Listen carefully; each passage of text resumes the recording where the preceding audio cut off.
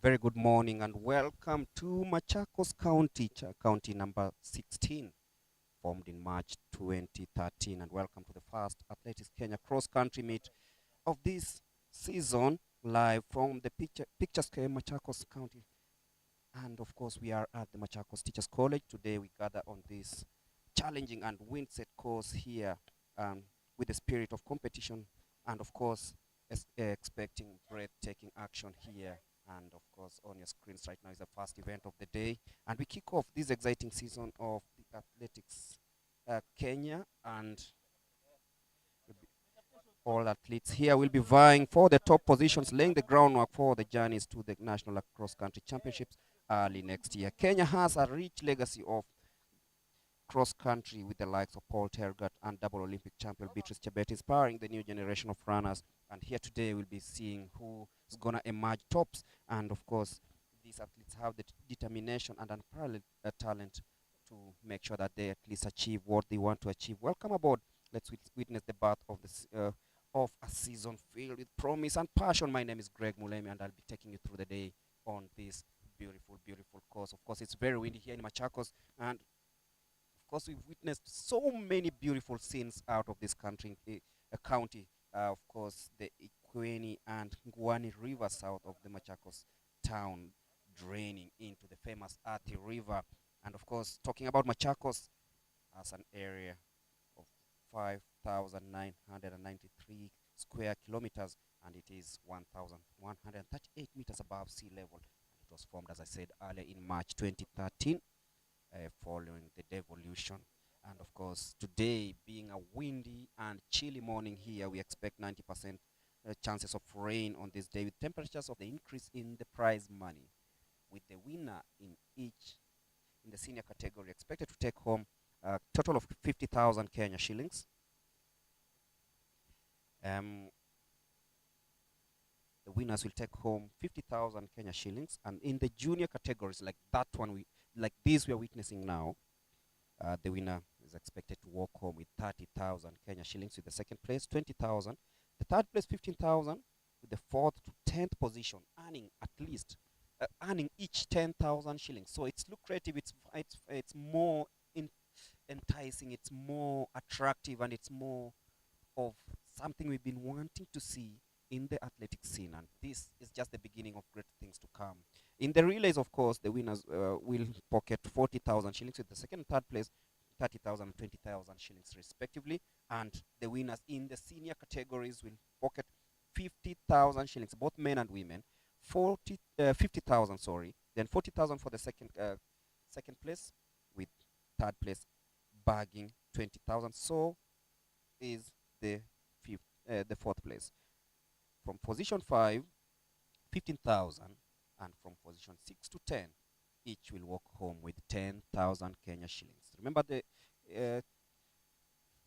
5 races today, 2 kilometers fun run, both men and women, already happened. Then we'll have the 6 kilometer under 20 already happening right now, the 8 kilometers under 20 men, the 10 kilometer senior men, and the 10 kilometer senior women. So this is something we are all looking forward to. Being the first leg of the cross-country series, many highlights will be expected, and of course will be live on both YouTube, Facebook, Instagram, Athletics Kenya. Brace yourself, because everything is coming thick and fast. And right now we are witnessing the 6 kilometers under 20 women.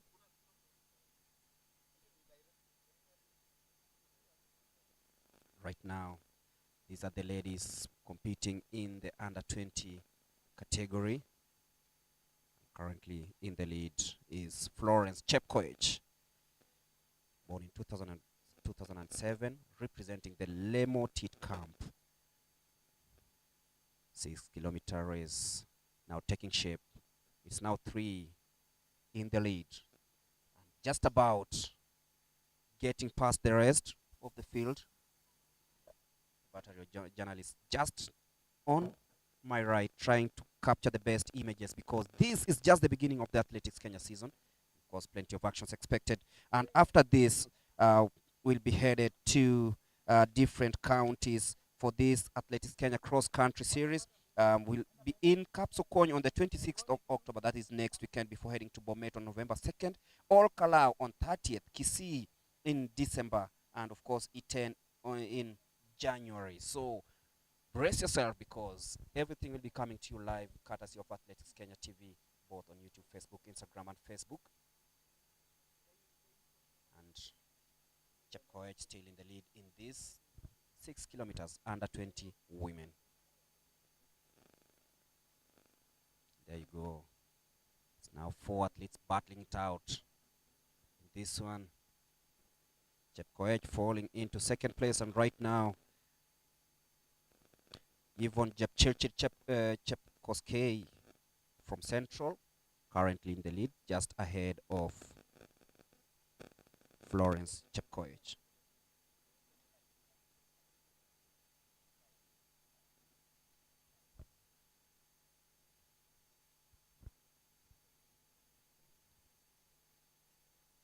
Remember, this course is quite friendly, not hilly as many that we've witnessed in the past, and that is Chepkoech and Jepchirchir in 1 and 2. Remember, the top prize, 30,000 Kenya shillings up for grabs, with second place earning 20,000 shillings. It's more lucrative than it was in the previous seasons. Of course, expect many teams and clubs to be represented here, and disciplines, of course, the armed forces. Expect teams from the police, KDF, Prison, Southern, Nairobi, South Rift, Eastern, Central, North Rift, Central Rift, Western, Nyanza North, Nyanza South, the Coast, Northeastern, the universities, KWS, NYS, and any other athletes. Remember, it's also it's acceptable also to enter as an individual, and that is Chepkoskei still leading Chepchirchir in this case, 6 kilometers under 20 women, the first event of the day.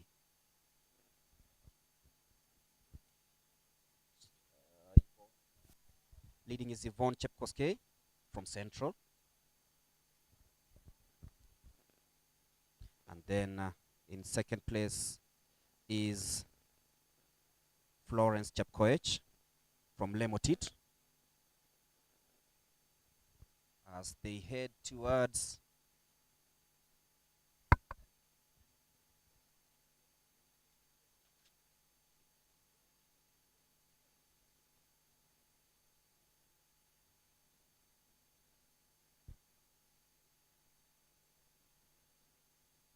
Yvonne still leading her Lemotit counterpart.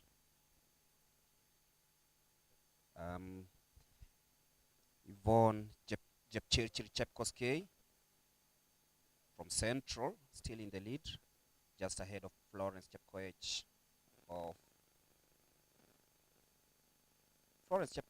representing South Rift, born on 28th of July 2007. So it's Chepkoech in second, and Yvonne Chepkoskei.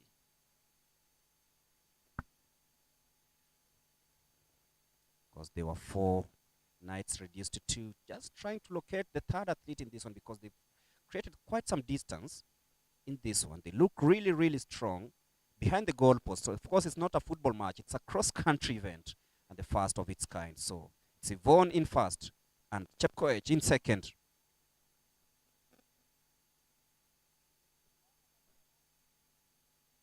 For joining us, Yvonne in the yellow bib, with still leading this one, and Florence Chepkoech in the blue bib in second.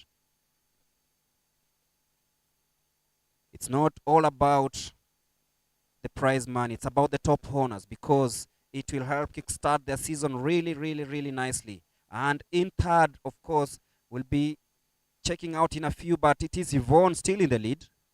And she's stretching that lead to around 5-6 meters ahead of Florence.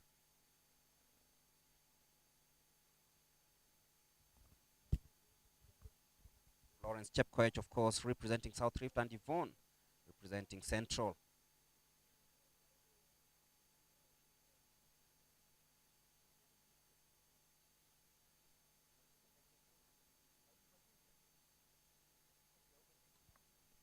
There you go. That is Yvonne stretching the lead there. She looks really strong. She seems she has really prepared well for this season. Florence Chepkoech seems to be accepting the fate to finish in second.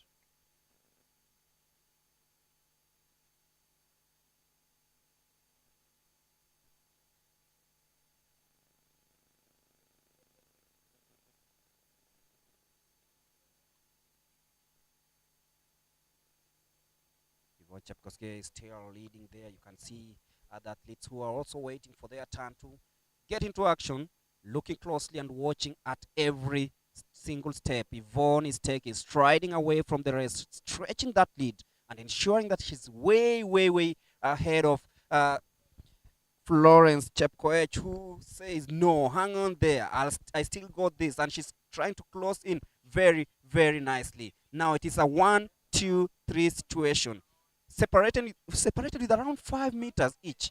And this seems to be headed towards the wire. Nothing much separating them.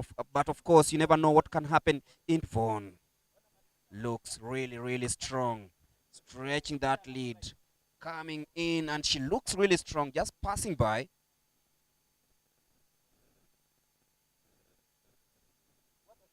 And of course, we'll be looking at how well she's prepared, because it's boiled down to 3. In third, I think it is Ivan Chipkorir. I'll be confirming that in a bit, but that is Yvonne for you. That's Yvonne on this dry course in Machakos, of course at the Machakos Teachers College. As she goes downhill, beautiful images there showing the lead between Yvonne Chepkoech and the rest of the field. She takes that bend nicely. She knows that she's got this in her hands. She knows that she has full control of this one.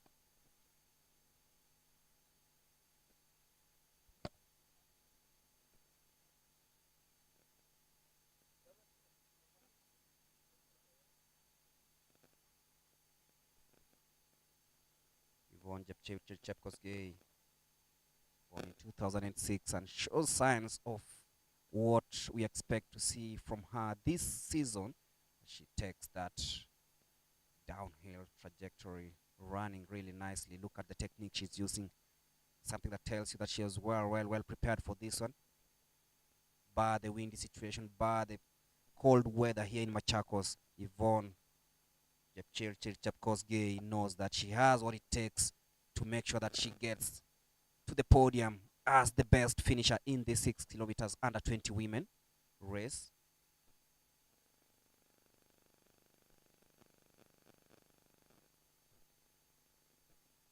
There you go, just trying to see. She's just teared away from the rest of the field.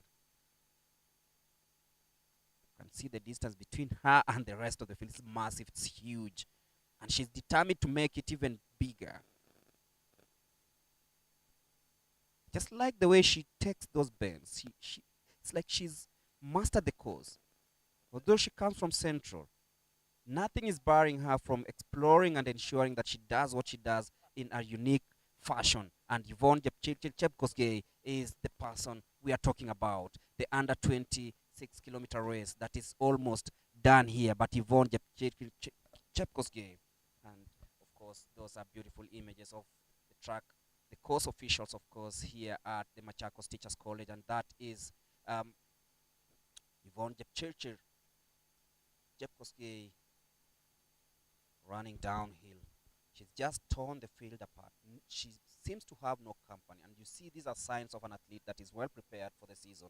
And this being the first cross-country meet of this season, then I think she is in for good things. Remember, the top prize of Kenya shillings 30,000 up for grabs for the winners in in this category. And as it seems, and as it looks rather, it is Yvonne destined to win this one. Remember, the next leg will be in Kapsokony on October 26th before heading to Bomet on November 2nd, Olkala on November 30th, and Kisii on December 14th before the Christmas break. And resumption will be in Iten, the home of champions, they call it. That is where champions are bred on January 4th, 2025. If you're joining us, we are live from the Machakos Teachers College at exactly 9:51 a.m. East Africa time. It's very cold. It's windy here in Machakos. It might favor these athletes because normally Machakos is a very, very, very hot area, a hot place. And this is what we want to see, the best performance from these athletes. Some of the fans who've gathered here to witness this first cross-country meet of the Athletics Kenya season. So it is Yvonne. I can't really locate where the rest of the field is because it seems that she's stretched this lead to, I don't know, too much. And see, she's also lapping some of the athletes on this course.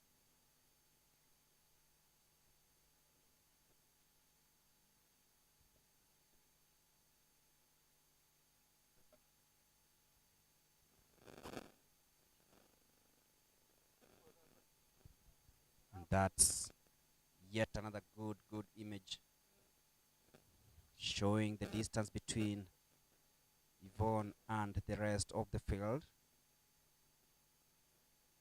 Florence Chepkoech seems to have dropped to third, locating the second athlete in a bit. But right now it is Yvonne in cruise control of this one.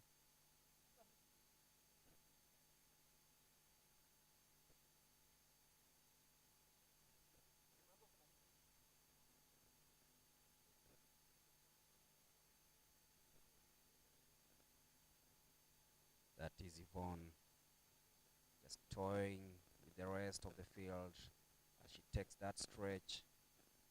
She's headed towards victory as it seems. I don't think anyone will be challenging her because she looks to be in cruise control of this one. She seems to be very confident. That's the crowd. And Yvonne being cheered on.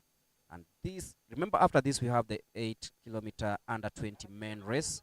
And that is that we expect to have sparks and of course excitement, and that is Yvonne being cheered on to victory, and she heads towards the finishing line. That is Yvonne Jepkoski heading towards victory, and she's torn the field apart. And it is Yvonne Jepkoski, winner of the 6 kilometers under 20 women on this day here at the Machakos County Machakos Teachers College. She's done exactly what she wanted to do and ensured that she wins this race. It is Yvonne Jepkoski, winner of the 6 kilometers under 20 women. I'm sure everyone will be like waiting to hear what she has to say about this victory. And of course, in second place, of course, we giving you the name just in a bit. But Yvonne, that was a very, very tactical race by Yvonne Jepkosgei.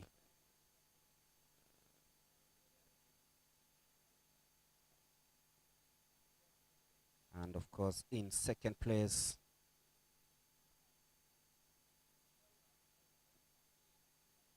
Leona Cherono. Leona Cherono finishing second, and Leona Cherono coming in second. Of course, Yvonne winning that one. Of course, we'll be headed down to the course side to listen to what the winner of today, the 6 kilometers under 20 women race winner, that is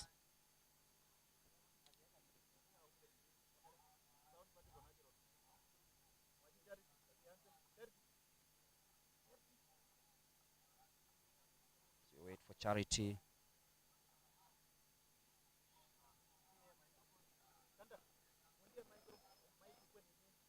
Those are the winners, the top 3 finishers.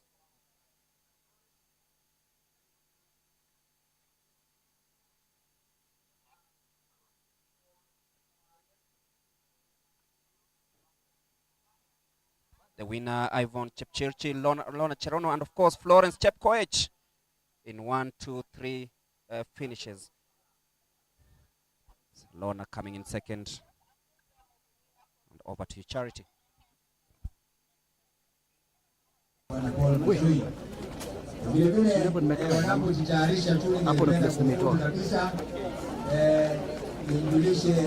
President wa Athletics Kenya na wageni wale wengine kwamba Bungi wa Machakos umezunguka kwanza na milima mitatu, Kimakime pale, Ibeti hapa mbele na kule nyuma ni Mua Hills.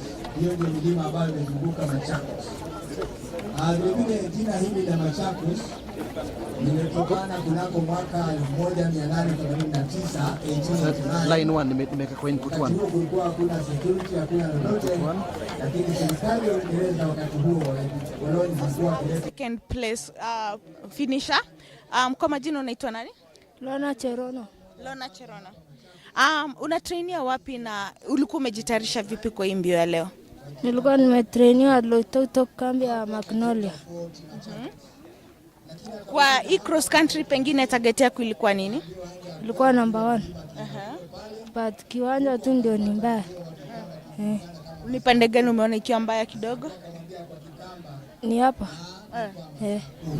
All the best and congratulations. We also have the third finisher. Kwa majina unaitwa nani?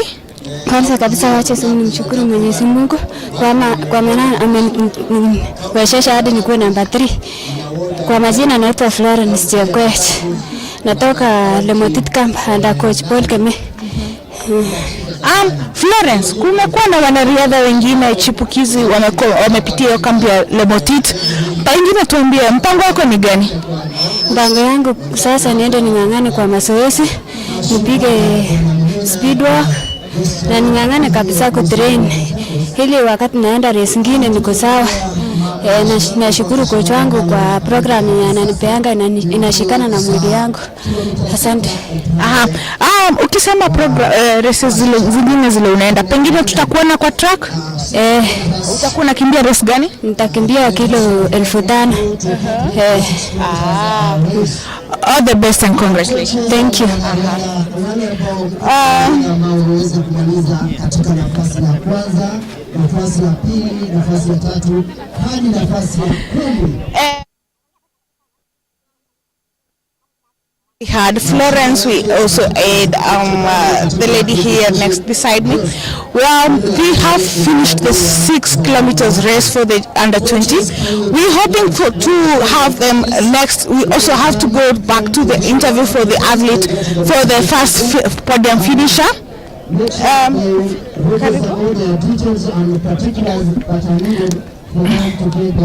Kwa majina unaitwa nani? Kwa majina naitwa Yvonne Chepchirchir. Evelyn. Yvonne. Yeah. Yvonne, congratulations. Perhaps tuambie matayarisho yako imekuwa vipi sai?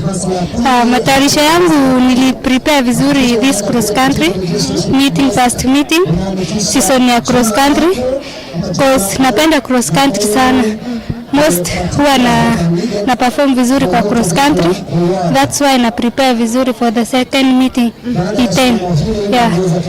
Pengine sai tuko na road to Tokyo. Tunaelekea World Championship za Tokyo. Niambie, unaweza nipatie safari yako umeipanga vipi? Yeah, pia this time nataka prepare vizuri, ni train vizuri, ni train World Championship trials, then I hope nita make team ya kuwakilisha Kenya. Yeah. Evelyn, utakuwa unakimbia mbio gani kwa track? Track nakimbia 5000. Yeah. Umesha represent Kenya tena? Bado, last time sikuwa vizuri, nilikuwa na challenges kidogo, cross country sikuweza kumake world cross, but this time nisema kwa Mwenyezi Mungu akipenda nita prepare vizuri, train vizuri na Mungu atafungua njia ni make the team. Yeah. All the best and congratulations. Thank you so much. That was Evelyn. She's saying that she's preparing for her road to Tokyo for the World Championships. She's hoping that she'll be able to make it for the team in the 5,000 meters. We also had Florence, who also finished third. Florence is also will be targeting for our track 1, 2, 3 position for her to be able to make it to the podium and also be able to make it in the team Kenya. She's praying and hoping that with the competition that is always exhibited here in the country, that should be among the athletes that will make it for the team Kenya. Until now we have the men for the men junior under 20 race going on. I will hand you over to Gregory Muremi.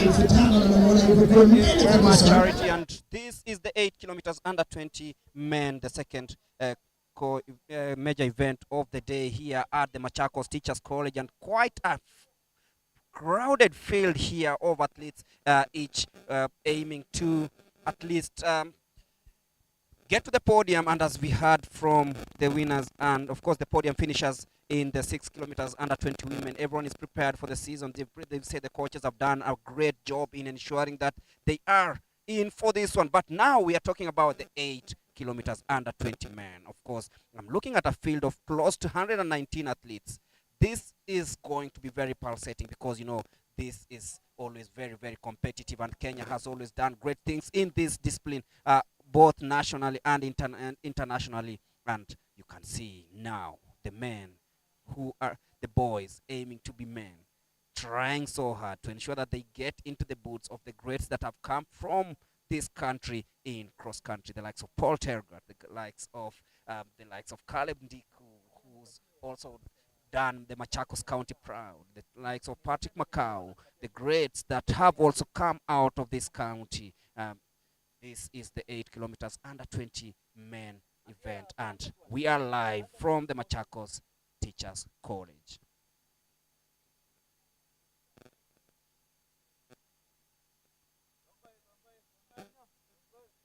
Expect the likes of Shadrach Mbaluka from Eastern.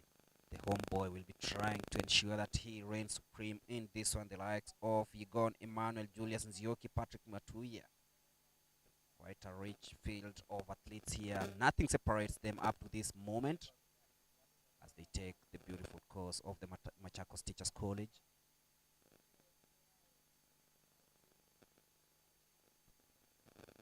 Likes of Nesmas Cheriot, Victor Kipto, David Kipaiko, David Sikorei, Abednego Musembi Ui of Southern. Looks to be very, very, very close right now.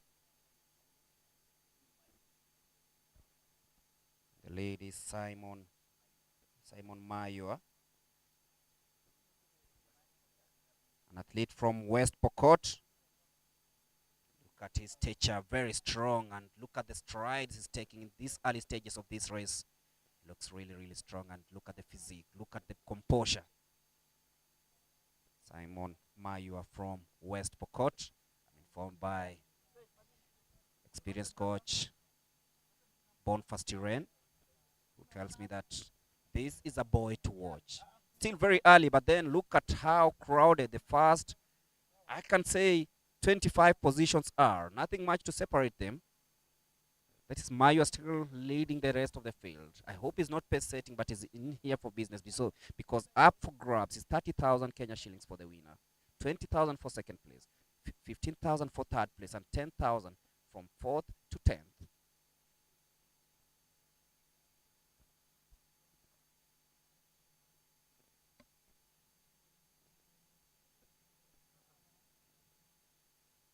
In the field also is Christopher Ngwatu of Southern, born on 22nd of December 2006.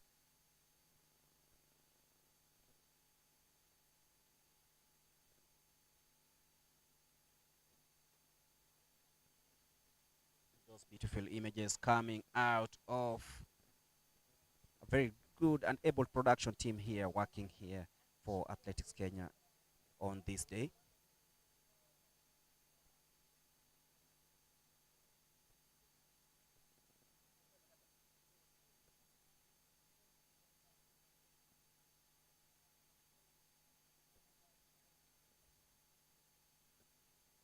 Athletics Kenya officials also in the house, but at the moment it's the battle for top honors in the 8 kilometers under 20 men. Simon Mayo from West Pokot still dictating early proceedings here. Remember, beautiful scenes here at the Machakos County Stadium. Two great rivers, Ikiwe and Ngwani rivers, in this side of the Machakos County, draining into the famous Athi River system that goes all the way to the Indian Ocean.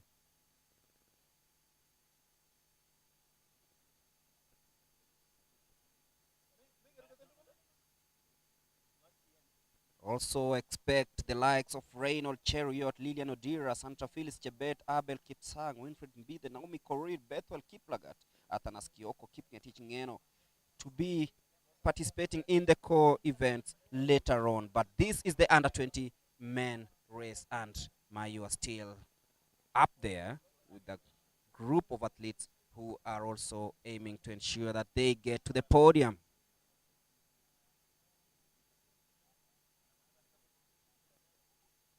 Remember, Athletics Kenya has just decided to make it better for these athletes in that they compete and at least get a token that can, a token of a better token than it was in the previous years. For the main events, the winner gets 50,000 shillings, and that is for you. And of course, I'm looking at the rest of the field. The likes of, currently in second is Nehemiah Kipngeno Kirui, but it's Mayua in bib number 297, born in April 27, 2005.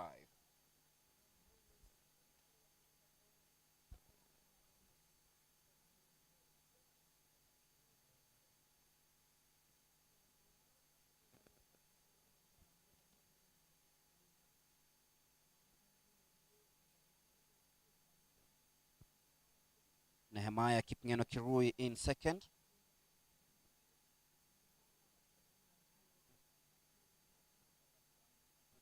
Simon Mayu still showing signs that he has what it takes to take this all the way. And it's slowly shaping up. You look at how they have lined up. Nothing much separates them, and everyone is capable of taking first position. But then it's Simon Mayu, the man from the South Rift. The man from West Pokot, sorry. Still telling them that I'll be leading. You guys will be following me. I'll dictate. It tells the rest, if you want to pass, just pass. Please don't knock me down. We've witnessed scenes where athletes knock each other, and of course, it is a battle between Mayu and Nehemiah Kipkirui. And Nehemiah Kipkirui now deciding, now we're going to go toe-to-toe, shoulder-to-shoulder with Simon.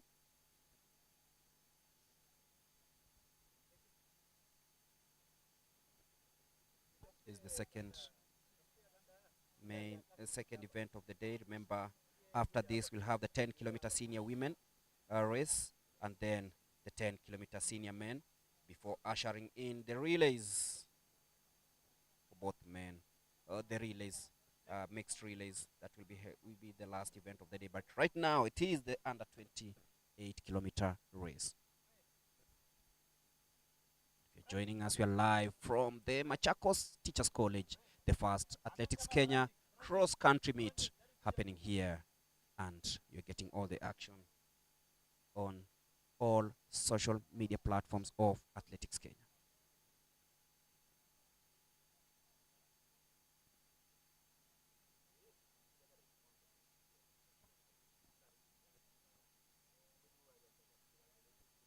Beautiful, beautiful images there, still streaming in. And if you want to join us, of course, you can subscribe to the Athletics Kenya YouTube page, the Facebook page, Instagram, and of course, you can come down to the Machakos Teachers College if you're around Machakos. It's free of charge.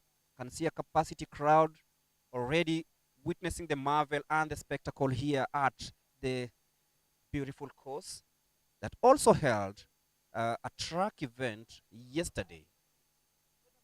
That's Friday. You can see it's a picture scale.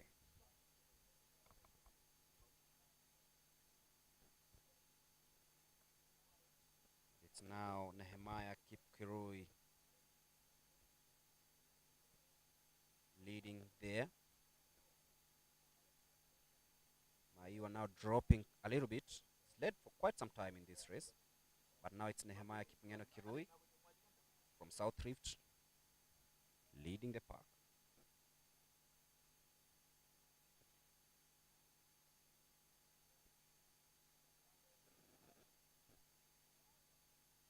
Remember, we had the 6 kilometers women under 20 that was won by Yvonne earlier on.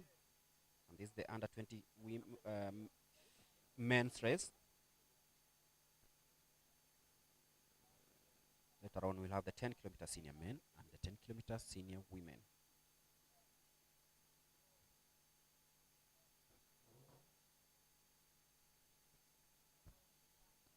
This being the first leg of the cross-country series, we also highlight the ongoing Athletics Kenya online registration that has been going on countrywide. And of course, this is the ADAC workshop that happened a couple of days ago.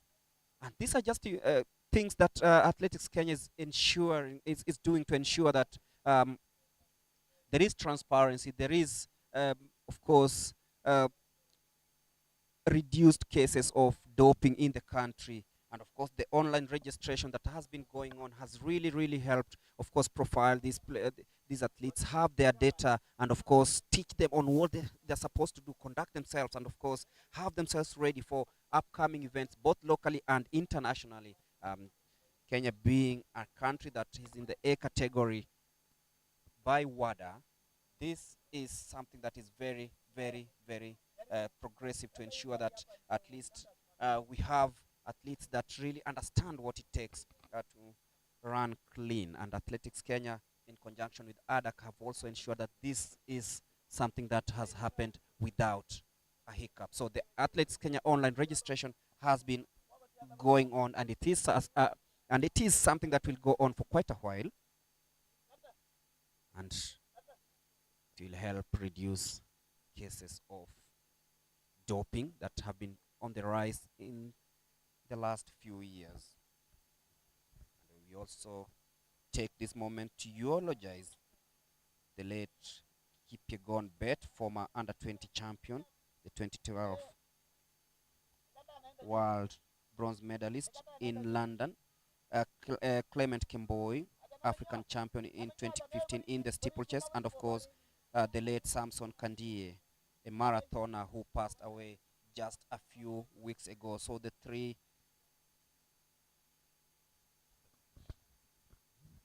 we eulogize them, and of course, beautiful. And of course, we're talking about events that have happened in the recent past, including the nomination of Athletics Kenya President, Major General Tuwei, to a top award in athletics. And of course, I was talking about the importance of athletics registration.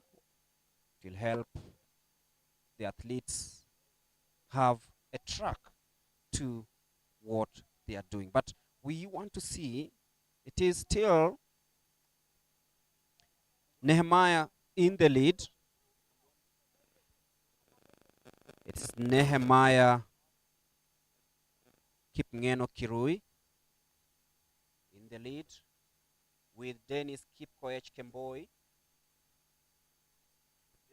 Kipkoech Kemboi and Silas Centura. It's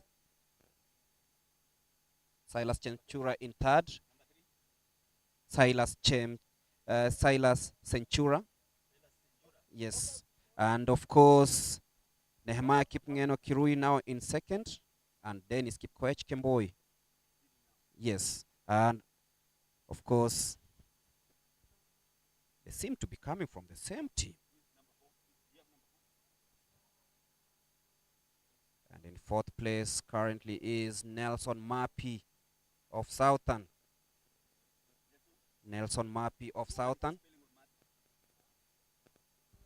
Nelson Mapi is now occupied third in the yellow bib.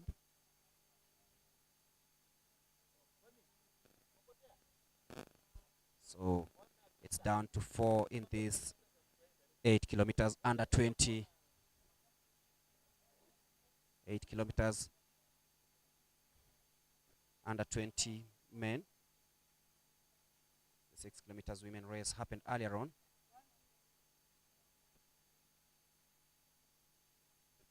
Abraham seems to have dropped a little bit.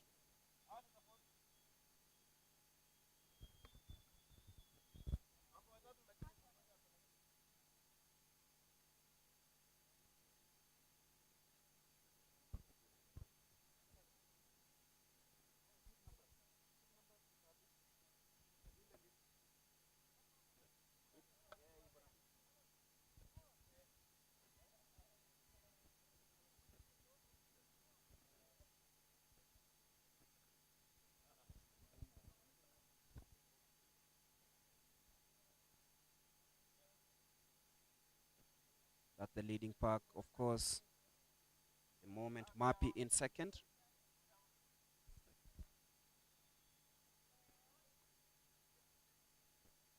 Mapi, Nelson.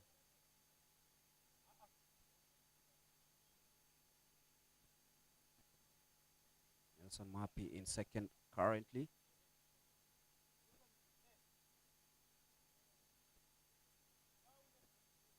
Dennis Kipkemboi currently leading. And Silas, of course, coming in third.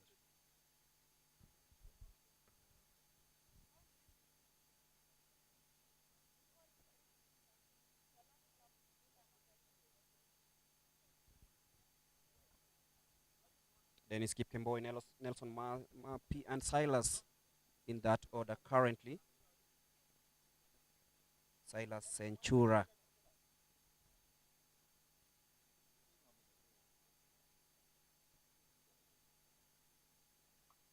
So Dennis Kipkoech Kemboi leading Nelson Mapi and Silas as you head towards the latter stages of this 8 kilometers under 20 men. And you can feel everything is now shaping up. That is Dennis Kipkemboi now stretching the lead. Nelson Mapi falling to third, and Shadrach and Silas Centura now occupying second place.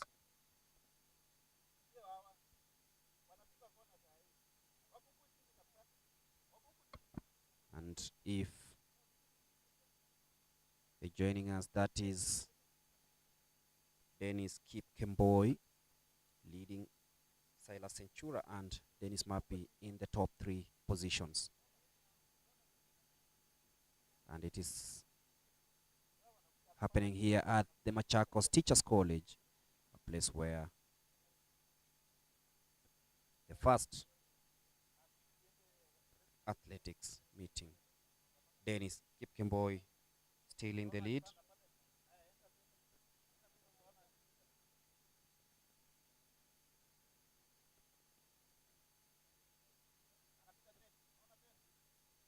And that is Dennis Kipkemboi. Dennis Kipkemboi heading towards the home stretch. He's run a very tactical race.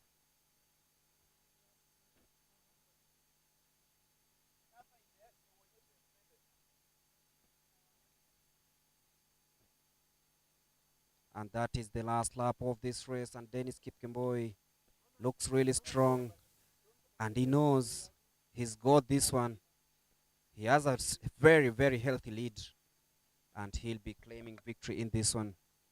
Dennis Kipkemboi, Silas, and of course, Mappy.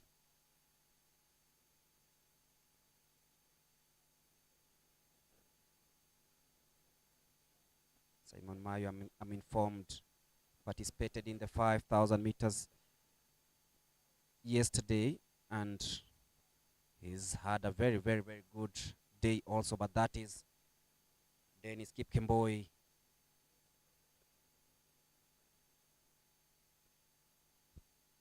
Running towards victory in this windy weather here in Machakos Teachers College. And that is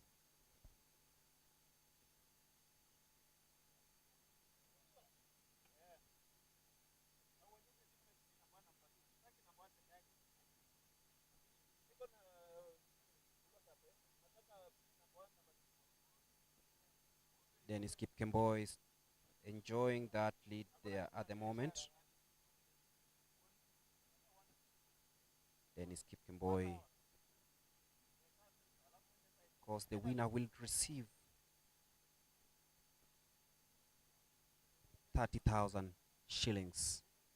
Looks to be grimacing, but he knows that he's almost done this. Dennis Kipkemboi.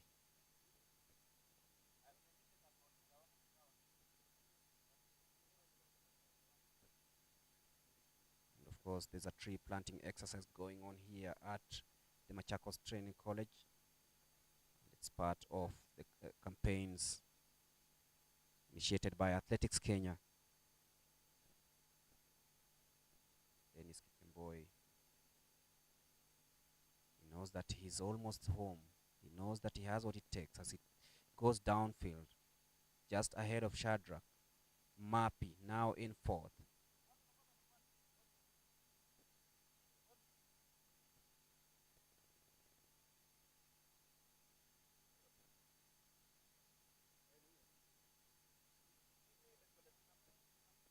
That is Dennis Kipkemboi still in the lead.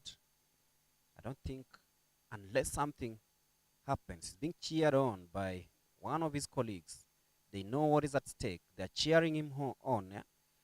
Remember, sometimes you need that support just to give you that extra motivation as you head towards the finishing line. So that is Dennis Kipkemboi now taking the bend as he heads towards the finishing podium, and he will claim victory in the 8 kilometers under 20 men. Look at him, he looks really strong. He's grimacing, but he knows that he has what it takes to see this off. That is Dennis Kipkemboi. He started the race really strongly, but has shrugged off competitions from the likes of Nehemiah, the likes of Silas Centuria, the likes of Will Nelson Mappy, and he's headed home. Dennis Kipkemboi.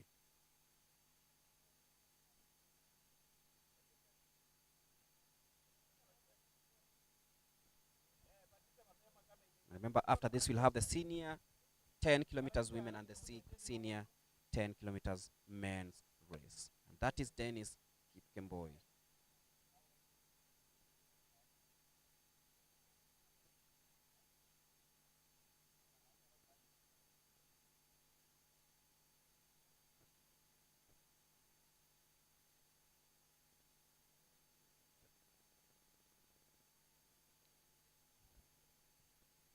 Ensuring that he stays away from the rest.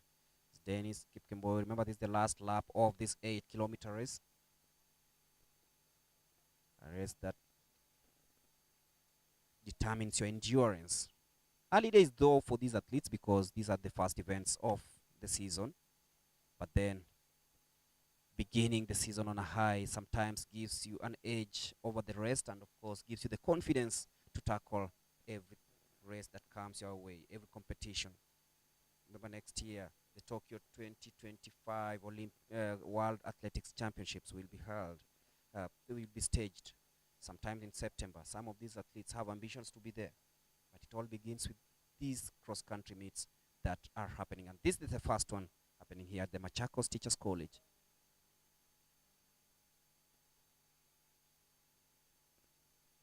A separated field of athletes there. And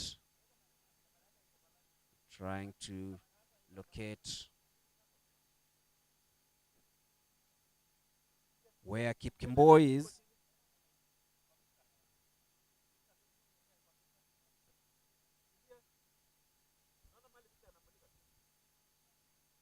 That is Kipkemboi coming home. He knows that he has what it takes to win this one. And there you go. Mr. Dennis Kipkemboi.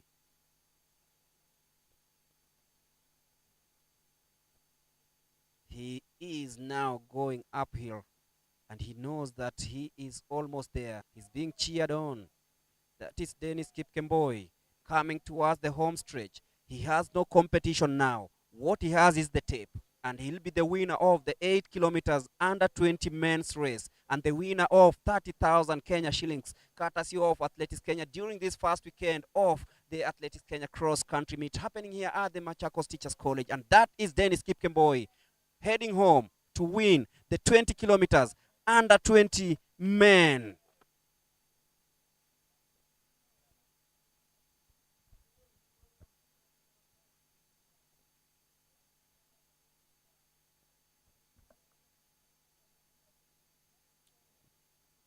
And of course, the man we were talking about from West Pokot comes in second. Called Simon Mayua. And that signals the end of the 8 kilometers under 20 race. It's been a very, very tactical race by Dennis Kipkemboi. Claim victory here at the Machakos Teachers College.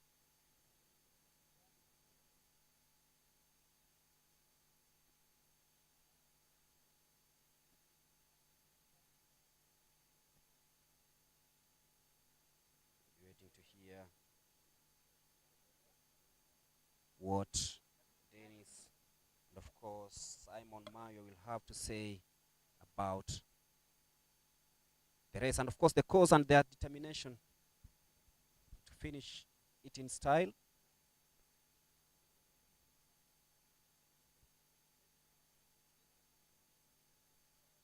The charity will be on standby to speak to the podium finishers in this 8 kilometers under 20 men.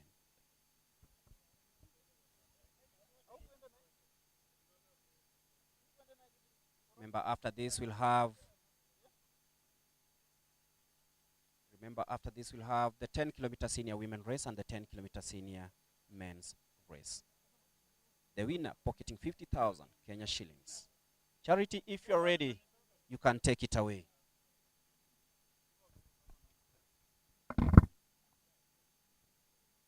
Mjadala ilikuwa sawa, nashukuru Mungu.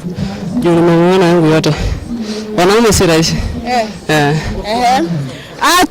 Tukiangazia wewe sasa tunaenda Tokyo, tunajitayarisha kwenda Tokyo. Mpango wako ni gani? Mpango wangu sasa ni kutia bidii. Sina option nyingine kwa sababu hakuna kitu rahisi. Thank you and all the best. We also joined by number 2 Simon. Simon is also trying to work it off. It has not been an easy competition for the men under 20. Simon, competition imekuwa vipi kwako? Marahisi. Niko ngangana tu. Niko kasana kabisa. Marahisi. Tusonge hivi. Na sasa vile tunaelekea kuko na Tokyo Cross World Championships, pengine nini kirudi kwa mazoezi utaenda sana kuangalia? Ni kwenda ku train hard. Na kwenda kujaribu huko. All the best and congratulations. Thank you, madam. We are also joined by Clinton. Clinton, we were with you last season. Ulisema ulikuwa na target kwenda Olympics, unfortunately you were not able. So sasa hii target yako itakuwa gani? Target yangu leo ni kung'ang'ana. Jana ilikuwa competitive sana. Nilikimbia 5 jana na leo nakimbia 8. Sasa ndio ni kujitumata. Na katika lessons zako zile ulilearn last year, kukimbia na seniors, ni nini sana sana utakuwa ukiangalia at least uweze kumake kwa timu ya World Championship? Nililearn last year ni experience na uvumilivu tu. All the best and congratulations. Those are our 3 top finishers. We had Silas Centura, who finished first in the men under-20 category. We also had Simon Maiwa. He was followed by Clinton Kimutai. Clinton is saying that he's going to work on the experience that he gained last year to ensure that he'll be able to make it for the Tokyo World Championship that will be in September next year. Over to you, Mlemi, on the other side of the studio. Very much, Charity, for those enticing interviews, and of course that beautiful jacket courtesy of Athletics Kenya. And we are ready for the senior women 10-kilometer race.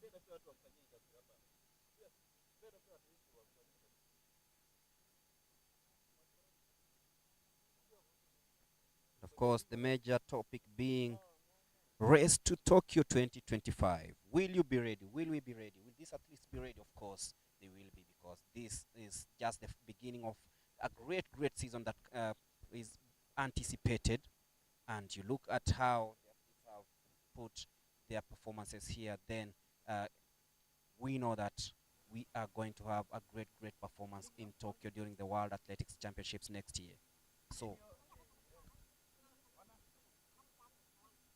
So we are also lining up a couple of interviews, and Charity will be speaking to some of the race organizers at the fans that have come here at the Machakos Teachers College to witness this great day of athletics. So Charity, if you are ready, you can take it away.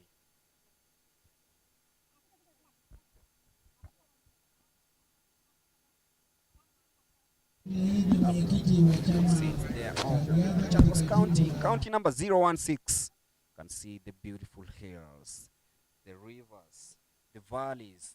Joined by Abraham Mutai, the chairman for the digital and marketing strategy. Abraham Mutai, thank you so much. We recently launched the Athletics Kenya calendar. Perhaps as we work for the road for Tokyo, what's your target as a federation? Thank you so much. First of all, you are all welcome for the first cross country of this season that we have started. The new calendar that we launch is the road to Tokyo. So in the next 10 months we will be in Tokyo, and as Athletics Kenya we have a strategy in the most of the events that we are having. Especially we are targeting those areas that we've not been doing well, especially the field events, the throws and the jumps that we've not been doing well. You also remember that our steeplechase event, which has always been our strength, is under attack, and as a federation we are having a strategy to make sure that we return it back. We want to get as many medals as possible during the Tokyo event, and now we have a strategy whereby after every 100 days, starting now going to all the way to Tokyo, we'll be reviewing to see what we are doing. We've started with cross country, we've done some improvements, and as you can see today we are having quite a good number of the athletes who have come to participate, and going to the next event, which will be in Kapsokony. We expect more. We will be starting also our strategies for the track and field.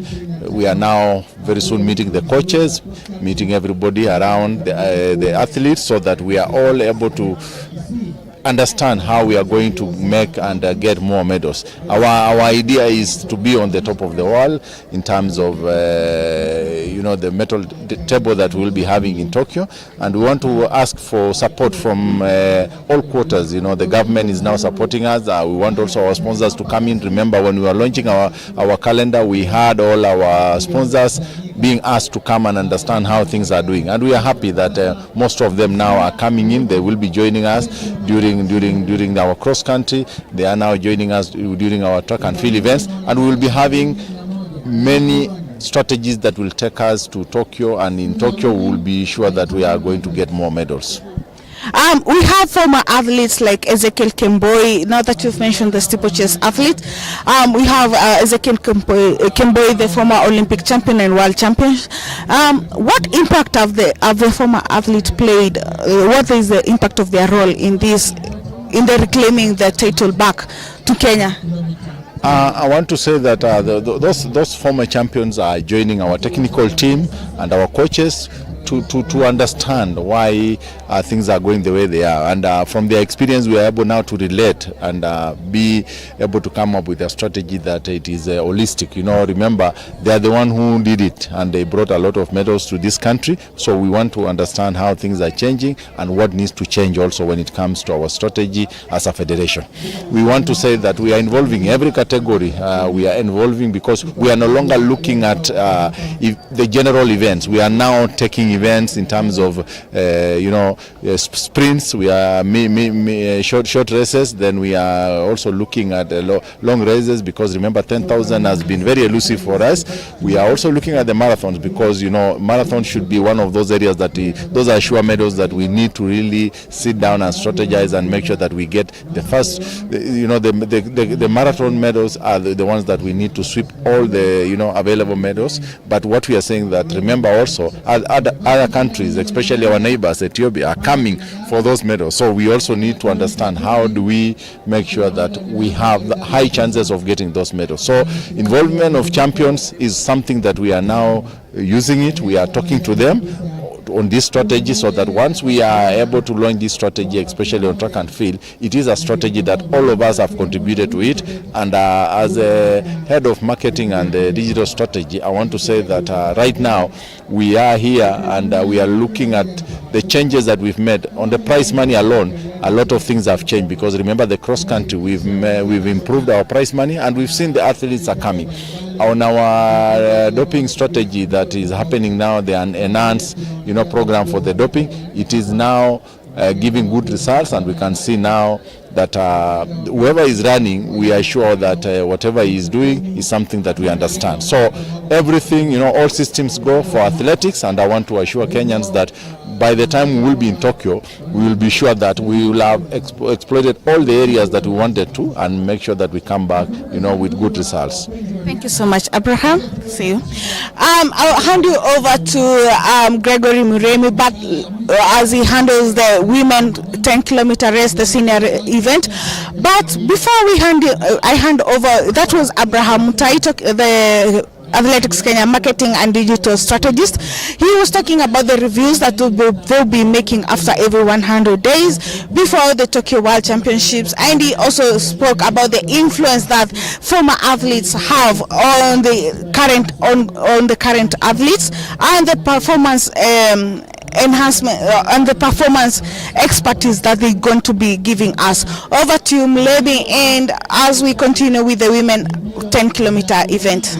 Thank you very much, Charity, and this is the co-event in the women category, the 10-kilometer senior women's race, just happening right now, and the athletes are ready for action. The likes of Lucy Gitenya, Masi Adija, Winnie Chebet, Frida Ndita Mweu, Sharon Jepkosgei.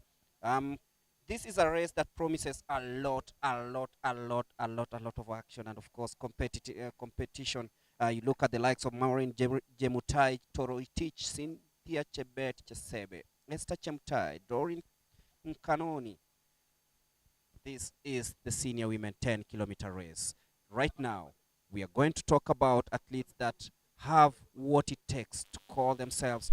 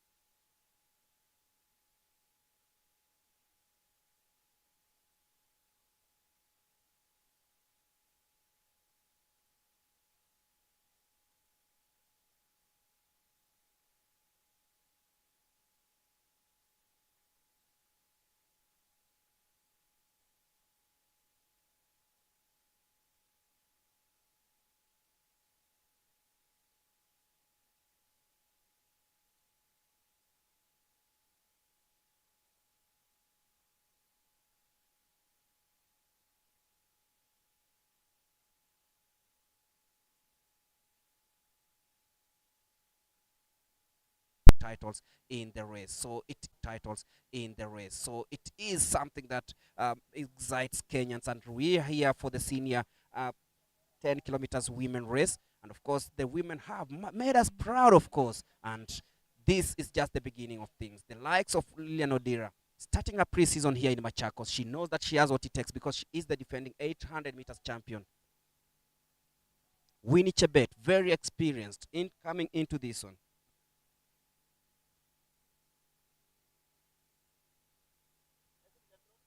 We have Joyce Biwott, we have Jacinta Kavindu Paul, the home girl, Lilian Liavoga, Sarah Njambi Kagai, Damaris Barongo, Vivian Chepkuz, Celestine Biwott, Damaris Makonjo, Mercy Jeruto Kosgei, Winnie Jeptarus, Veronica Wakuraya, Sally Jep Kosgei, Tekla Jep Korir. So just some of the athletes going through a very long list of 91 athletes that are participating in this 10-kilometer senior women's race.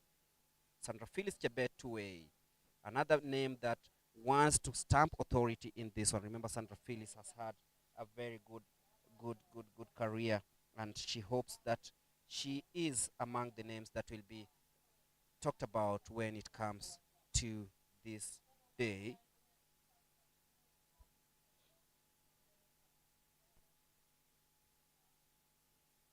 Of course, the 26-year-old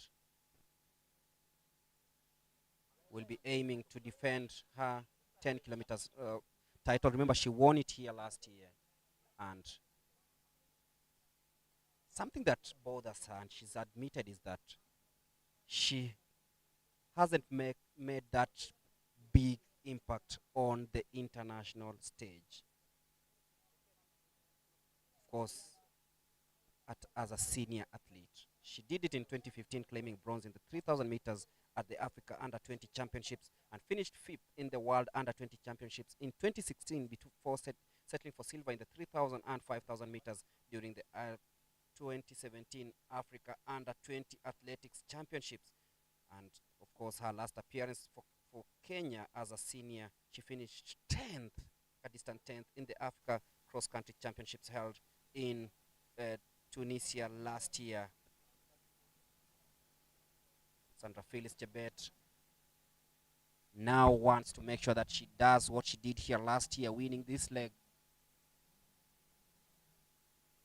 The likes of Winnie Chebet will also be aiming to stamp authority. Lilian Odira knows that this is a chance to redeem herself. Tokyo is beckoning, and it will only happen if they get a good footing from such kind of races. So if you're joining us, we are live from the Machakos Teachers College, bringing you all the action.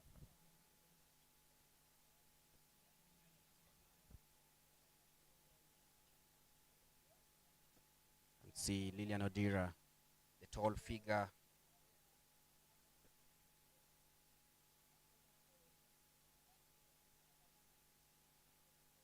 Frida Ndindamweu, the home girl, still here, and she runs for Tatu City.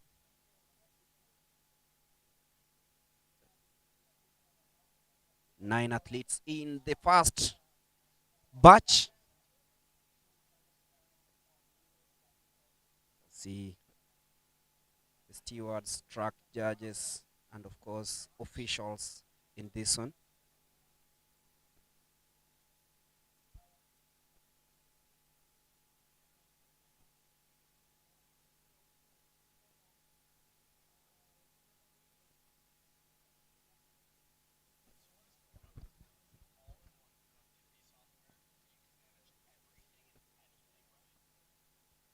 The athletes, most of them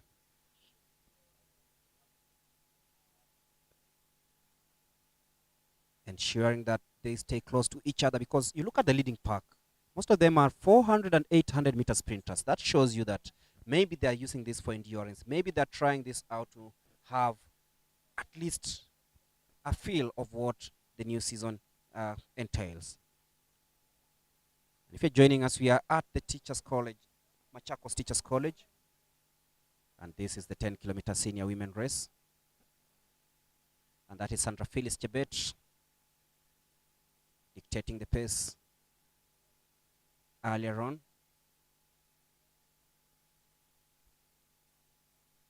But the winner of this race walks home with 50,000 Kenya shillings, with the second walking home with 40,000 Kenya shillings, the third 30,000 Kenya shillings.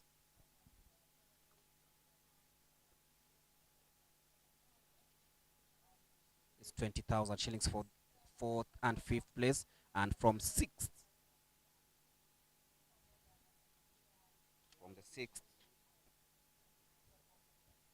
is fifth is 15,000 shillings, and sixth to 10th is 10,000 shillings. So the crowd enjoying both.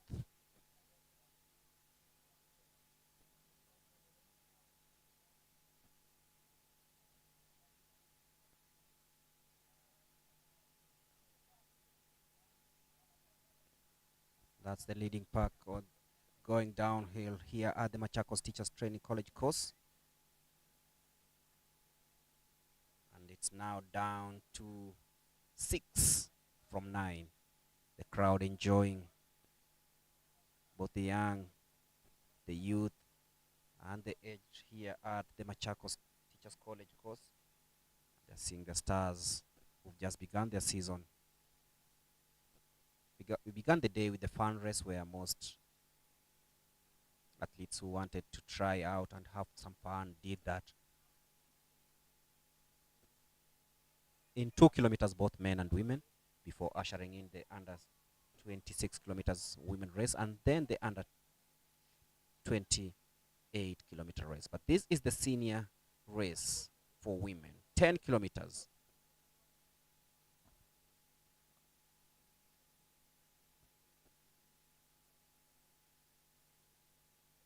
Of course, Mr. Abraham Mutai, the marketing and digital strategist at Athletics Kenya, has insisted on having the online campaigns going on to sensitize, make sure that these athletes have every information that is needed, have everything updated.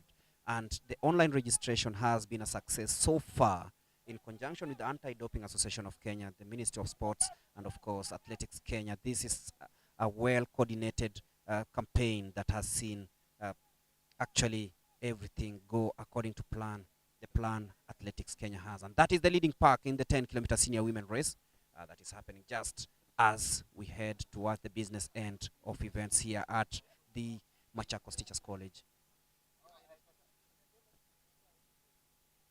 Just trying to see some of the own look as the fans enjoying every bit of action here.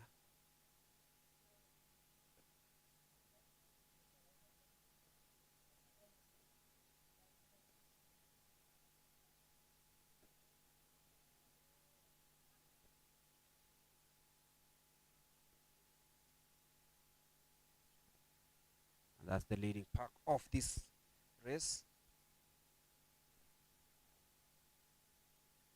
Joining us, this is the 10-kilometer women race.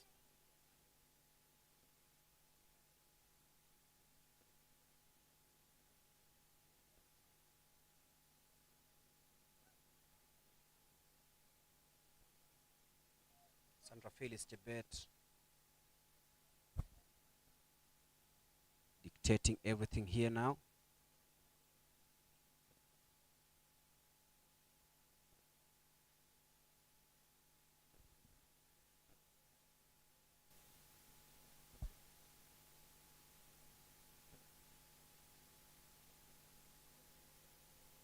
Esther Chemtai Kipkech in third.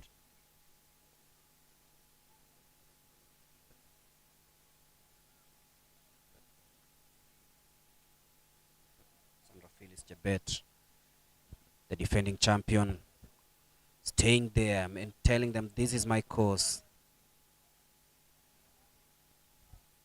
Telling them that this is what I was born to do.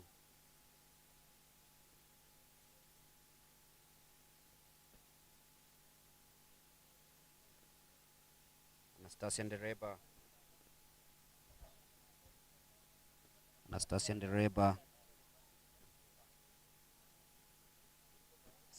a younger sister to the legendary Catherine Dereba.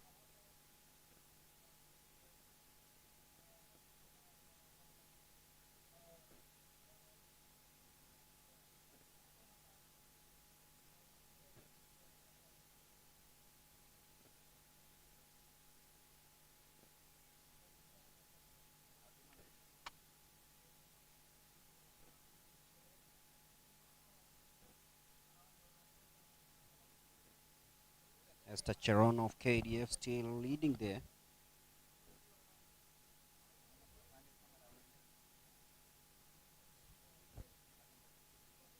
But there is also Esther Bagari in the race.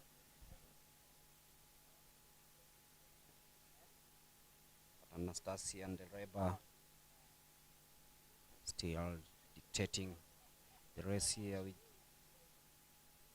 just about 5 minutes to 11 a.m. East African time. The first 3 athletes in this one trying out. Remember, 50,000 shillings up for grabs.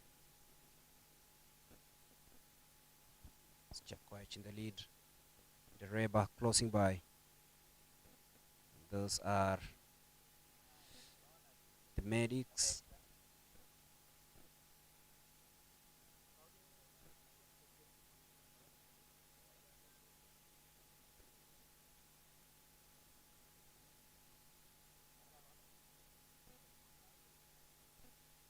But the men's race will also be very, very competitive by going by the things and the intensity we are witnessing here.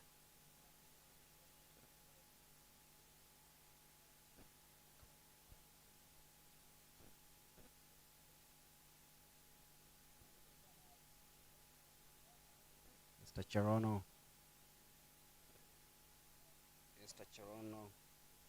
in third.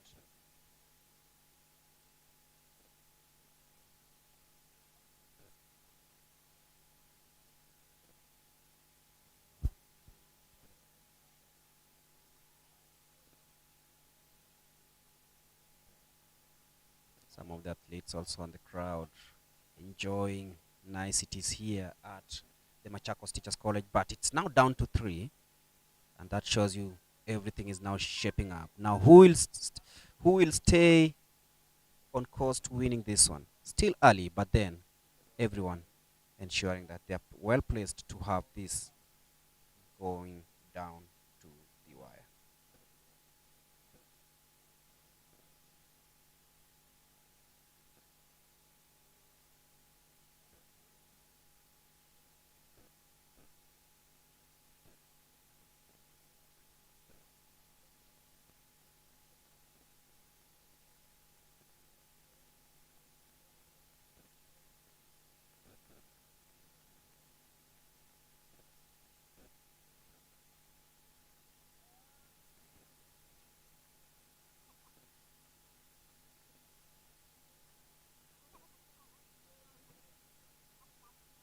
Beautiful scenery. Machakos is a beautiful, beautiful county. From everything that happens around here, Machakos is a place to be, and of course hosting the first cross-country meet in this series makes it even better, because it's just perfected the way every athlete wants things to happen.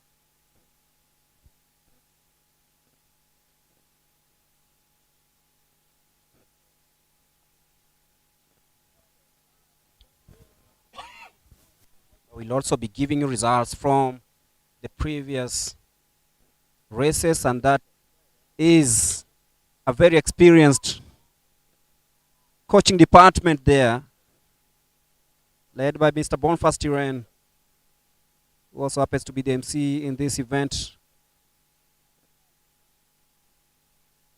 And now it's down to 2 in this senior women 10-kilometer race. Can feel some tired legs down there, but then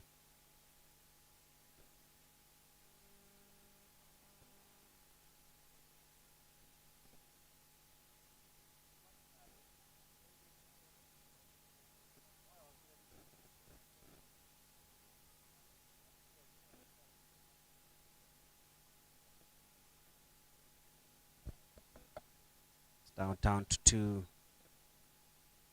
this one. And you look at how these athletes have lined up. You can always tell that it's earlier on in the season.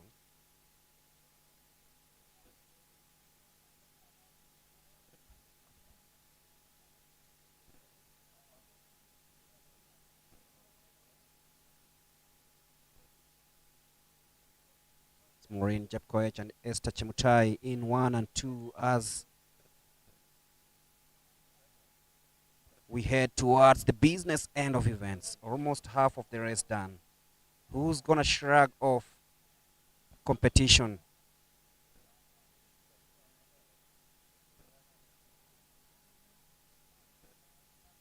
It is Maureen Jepkoech, Esther Cherono, and Maureen Jepkoech.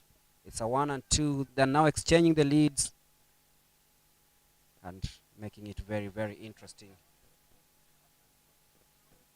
Not a day that it's not her day. Sandra Phyllis, she's dropped off a little bit.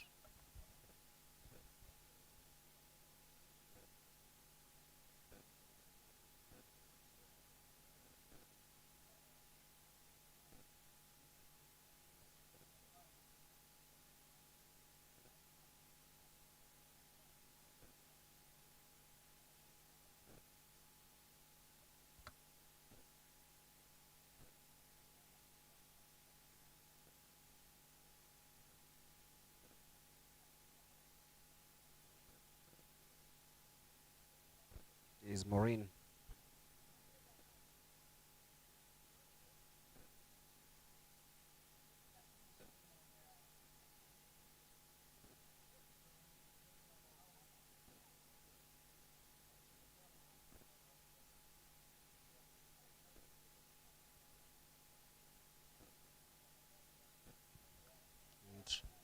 And now they've exchanged the leads.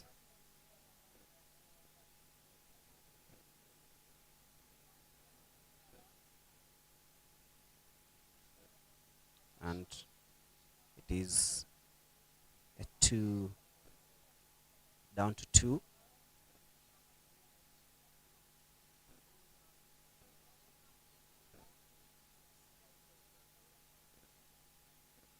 And of course, if you're joining us, this is the 10 kilometers senior women's race.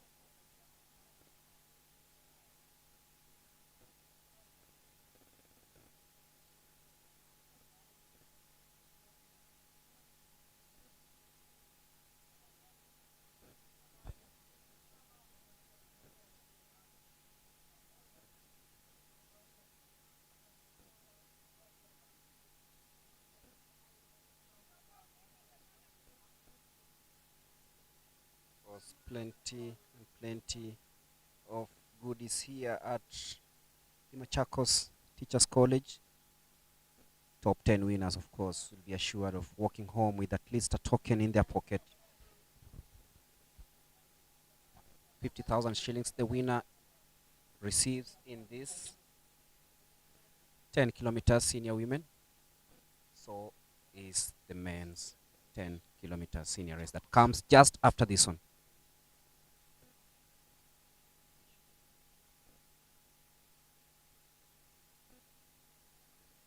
Remember, after this, we're heading to Kapsokony on 26th of October.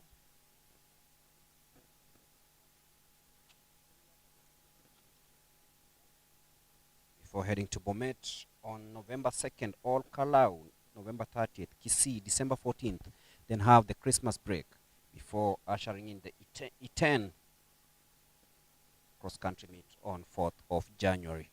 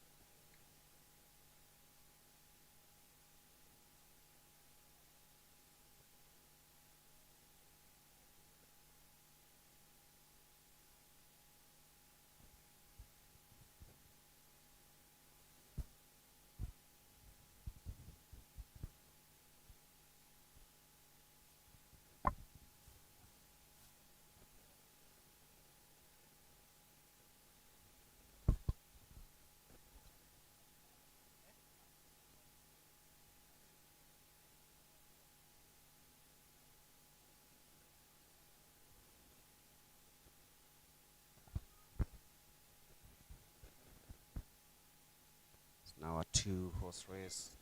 Esther Cherono and Maureen Chepkoech.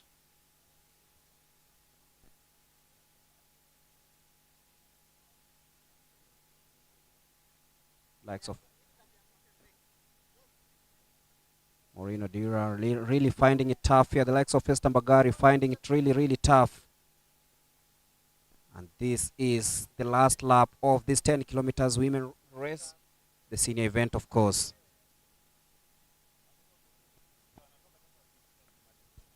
As they head towards the last stretch of this one.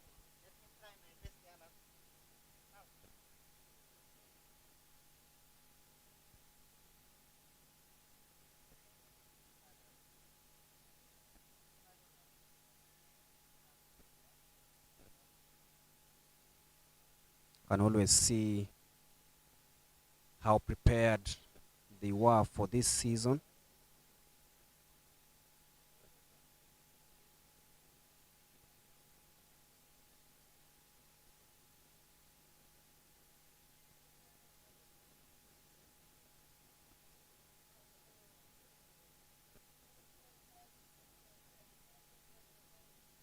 Of course, afterwards we'll have the 10-kilometer senior men race before ushering in the relays.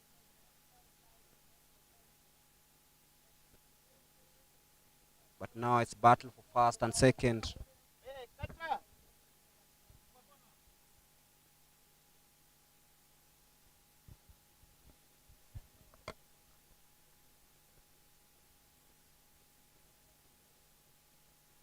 It is Christine Njoki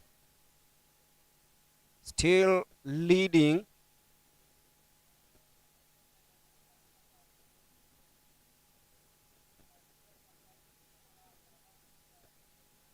And Maureen Chepkoech in second, but it's Christine Njoki looking really strong here. Christine Njoki has had the resilience to shrug off the competition from over 90 athletes. Maureen Chepkoech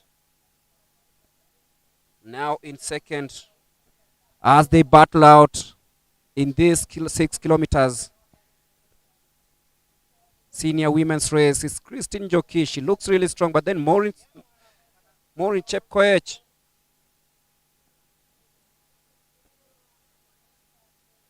Esther Cherono in third, but then it is Christine Njoki leading in this one.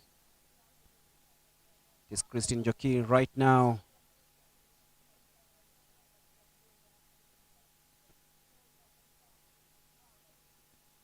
Esther Cherono currently third, but that's Christine Njoki and Maureen.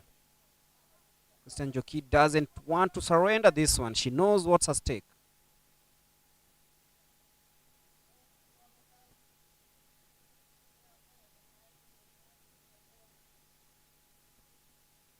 Is Christian Njoki there and Maureen in a 1-2. Remember, this is the last lap of this 10-kilometer senior women's race.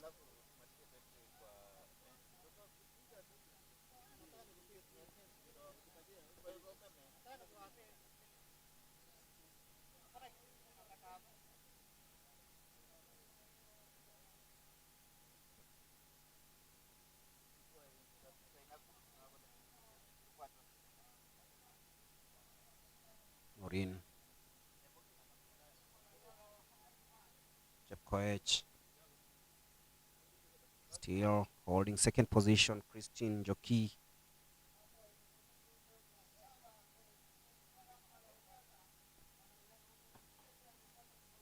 born on 2nd of February 1999, representing North Rift.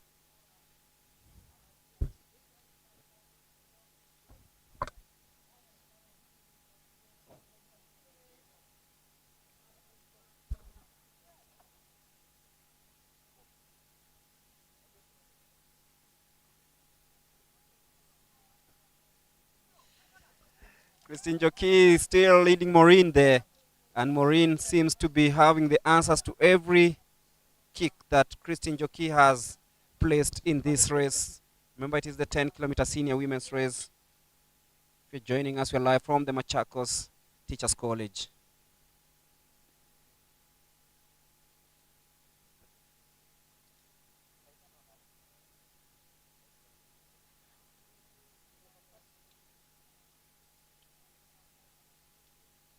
But the winner of this one pockets 50,000 Kenya shillings with the second place, 30,000 shillings.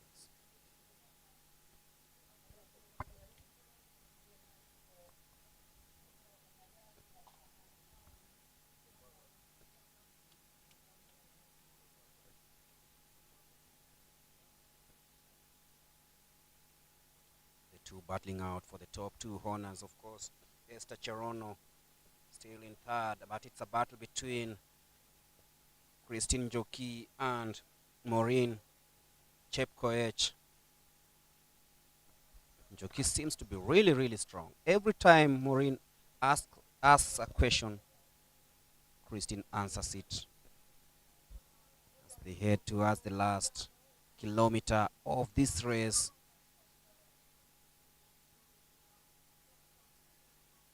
Sandra Phillips, the defending champion, won't be doing that this time round. I think it comes with fatigue after running on track yesterday.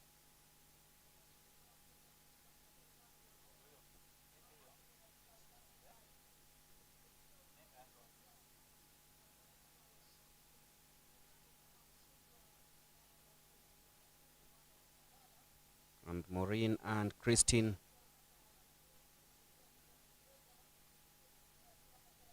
Njoki, Maureen Chepkoech,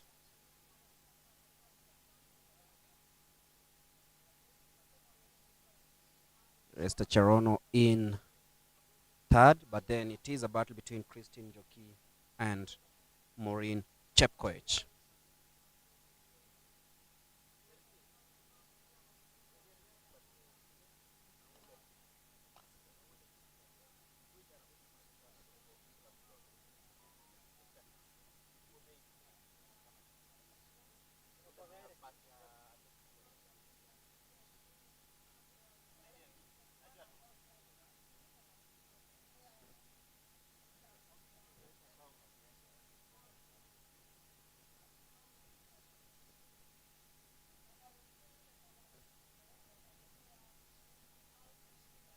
As they head towards that last bend. Of course, afterwards they'll be going to the home stretch, a distance of around 110 kilometers to finish this race. But it is between Njoki and Maureen Chepkoech, the two destined to finish in first and second position in this 10-kilometer senior women's race.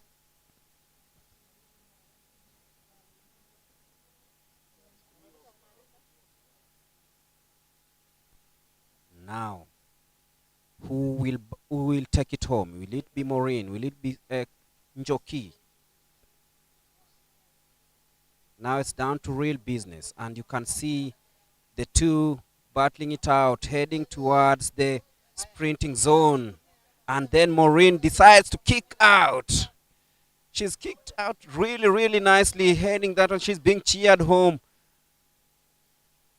It is Maureen Chepkoech. She's decided she's going to win this one, take home the 50,000 Kenya shillings. Christine Njoki, who led for the huge chunks of this race, will settle for second. She looks over her shoulder to see who's coming. Esther Cherono is not close, and now she'll resign to finishing second after leading in most parts of this race. The winner of the 10-kilometer senior women's race, Maureen Chepkoech.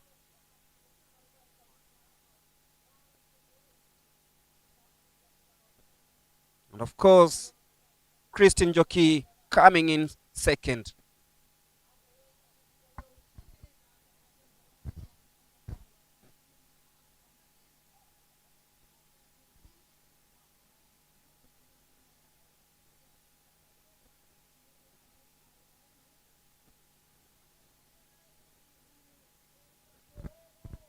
Esther Cherono, as we said, will settle for third.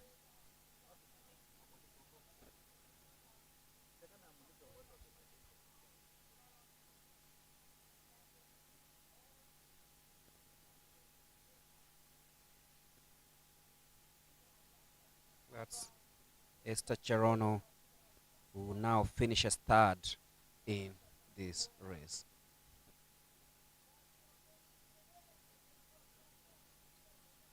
Outgoing champion Sandra Phyllis Chebet being cheered on as she comes to claim fourth place in this one. She's sprinting home. Sandra Phyllis Chebet. Remember, she was the winner here last year, but not this time round because we have a new champion in Maureen Chepkoech.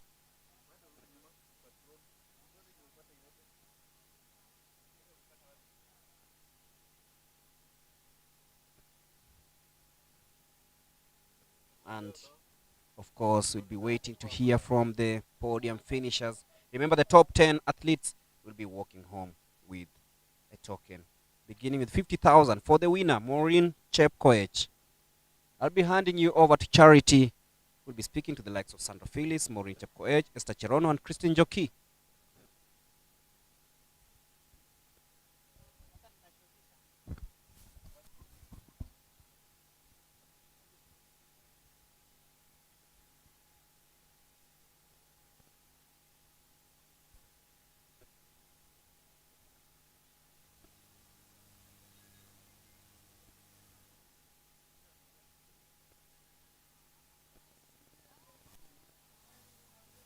Over to you, Charity.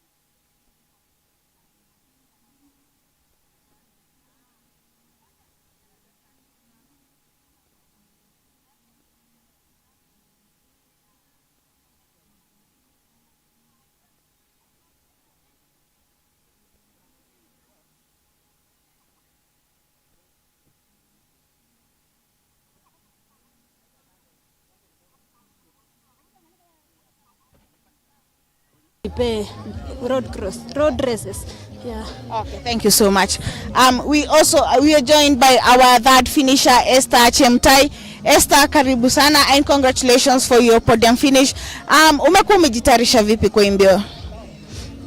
Kwanza namshukuru Mungu for the third position. This being the first AK meeting cross country, kumaanisha nimeanza vema. Season ikianza. Yeah. Na mpango wako wa season ni gani? Panapo majaliwa ya Mungu, ningependa pia at least nikuwe kwa team ya World Cross Country because ni furaha ya kila mmoja ku represent country yake. Yeah. Na hii season ina World Cross Country, so after season ya cross country itakuwa vipi kwako? After season ya cross country pia Mungu akipenda, ningependa pia niko kwa timu ya World Championship next year. Mungu akipenda. Event gani? 10,000. Yeah. Nini ilikuvutia kwa event ya 10,000? 10,000 I think nimekuwa nikikimbia 5,000 sana nikiwa junior, na nimejaribu 10,000 during the KDF championship na nikaona I can make it. Yeah. Okay, all the best and thank you. Thank you. Those are our 10 kilometers in a women race. As we head for the start for the 10-kilometer event, we hand you over to Gregory Murem.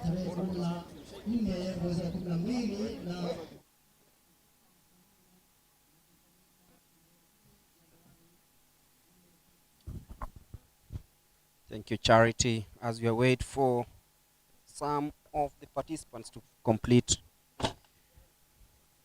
the 10-kilometer race, of course, beautiful scenes there of Machakos County, the hills, the valleys, the town, and of course the rivers. God, there's beautiful, beautiful images there. And this is where we are today. Maureen Chepkoech, winner of the 10-kilometer senior women's race. Ikine and Nguani rivers, some of the major rivers here in Machakos County. Remember I said Machakos has an area of 5,903 kilometers, square meters, and then we have very many beautiful scenes. Of course, the city, the town alone, a very beautiful town, and we are ready for the 10-kilometer senior men's race, which promises fireworks. Remember, the winner pockets 50,000 Kenya shillings.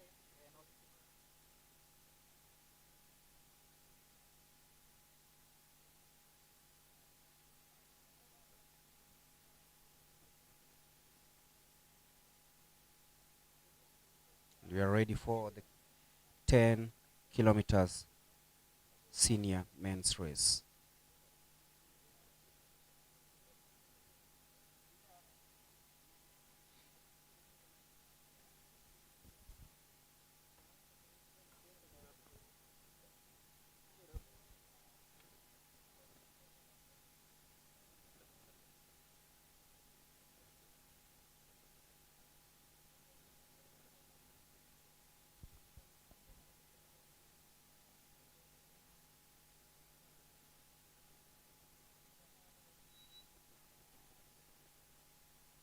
Those are participants in the 10-kilometer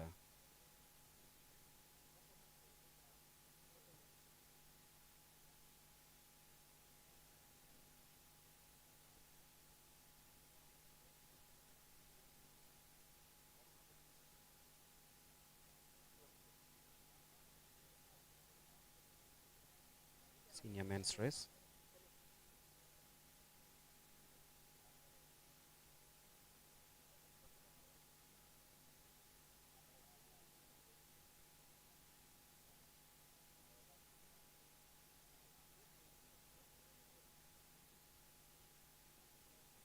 Remember, after this we'll have the relays, mixed relays, which will be the last event. And in the relays, the winners pocket 40,000 shillings.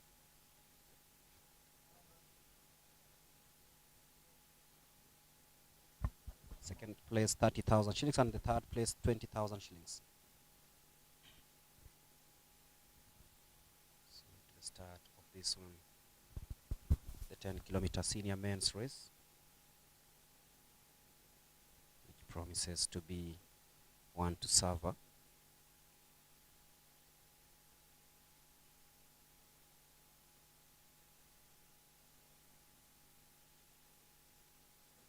The likes of Reynolds, Chariot expected to be in this one.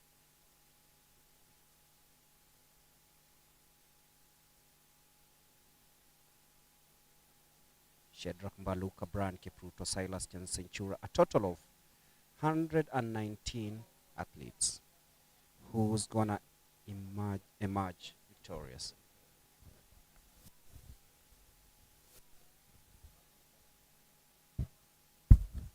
Alexander Muoki are some of the names to watch here. Dennis Nji here. Paul Kimani, Lawrence Jumba Kisiangani, Patrick Matuia, Peter Muritim Njigi. Just some of the names.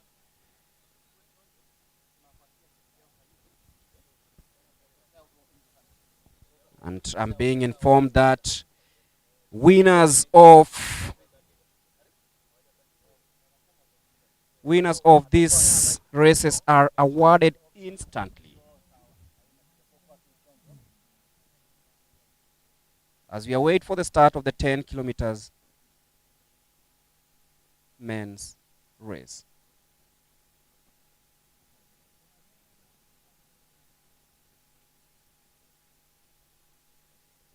And 19 athletes in this one. Being the first leg of the national cross-country circuit.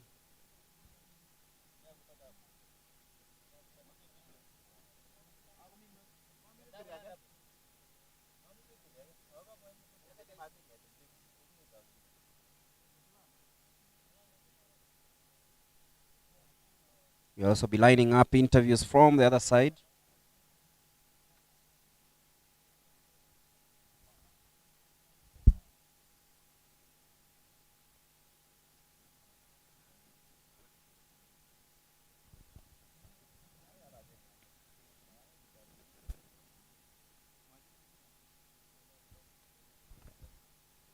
We'll wait for the start of the 10 kilometers race. And we witnessed a very good race in the women's category that was won by Maureen Chepkoech. Sandra Phyllis Chebet came in fourth.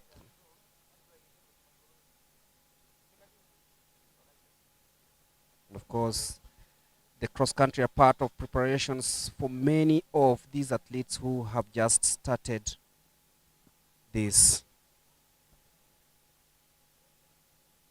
season.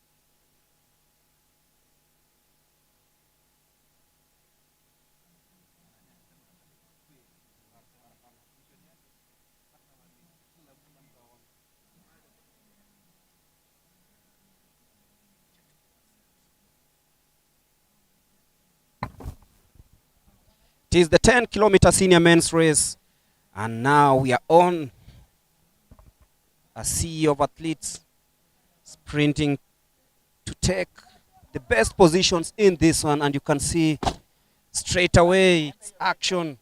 Everyone's battling out to ensure that they stay in very good positions. I can also see a masters athlete running. Remember, the 10-kilometer men's race is the main event here at the Machakos Teachers College.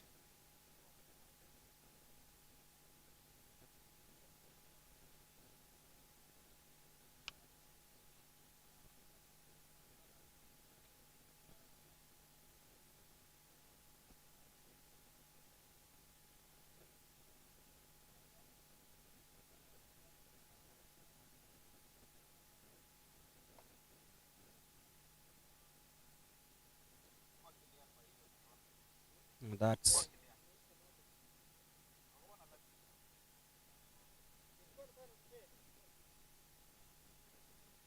just going through some of the names to watch in this 10-kilometer race. You have the likes of Southridge Bethwell Kibiwot, Athanas Kioko, and Kipngetich Ngeno, who is thought to be a favorite in this one, because the ultimate prize will be the winner walking home with 50,000 Kenya shillings.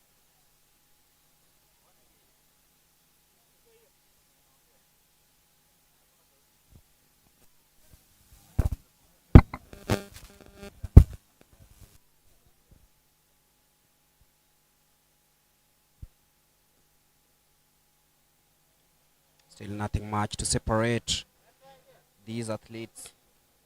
A total of 119. The likes of Calvin Kathigi, Francis Monte, Kevin Luhanda, Kelvin Mumo Vaati. The local boys also well represented in this one.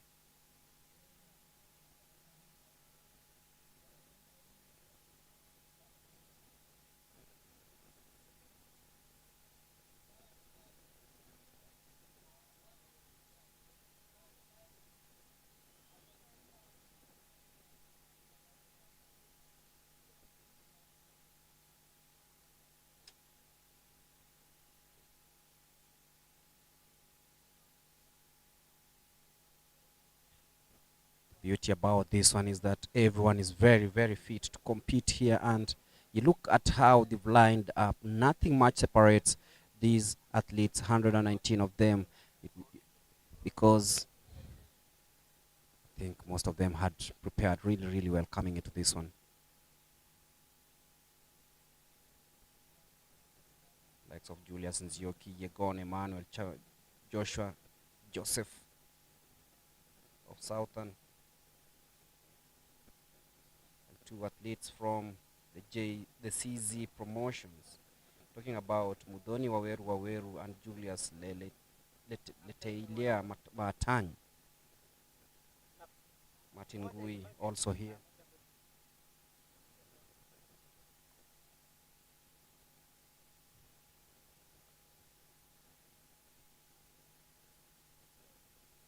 So in attendance, David Miano, Central Athletics Kenya chairman.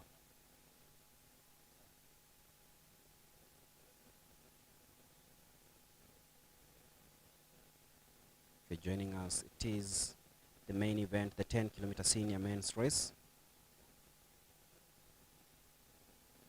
Expect action to be very enticing.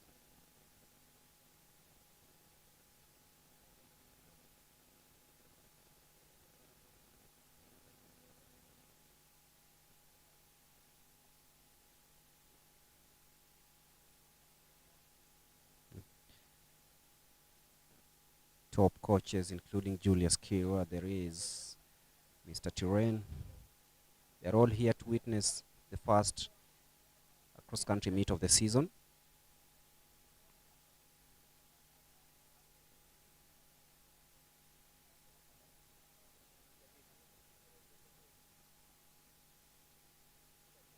Total of 644 athletes converged here at the Machakos Teachers College for this event. That shows you that this is a very, very popular event that has attracted such a huge number of athletes who are all shaping up for the season. So if you're joining us, remember this is the 10-kilometer race, senior men's race, and some household names in the lineups.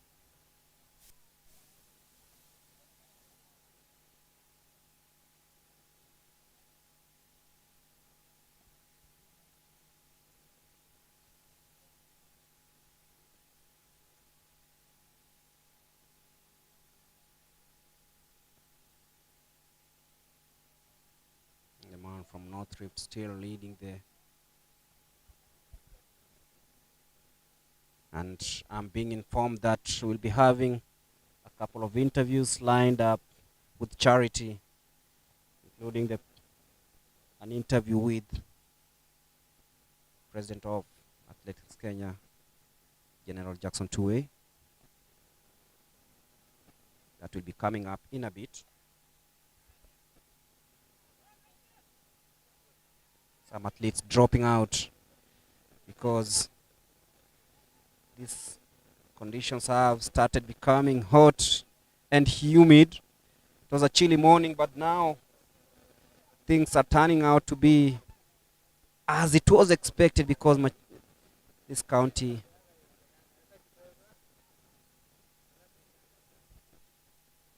has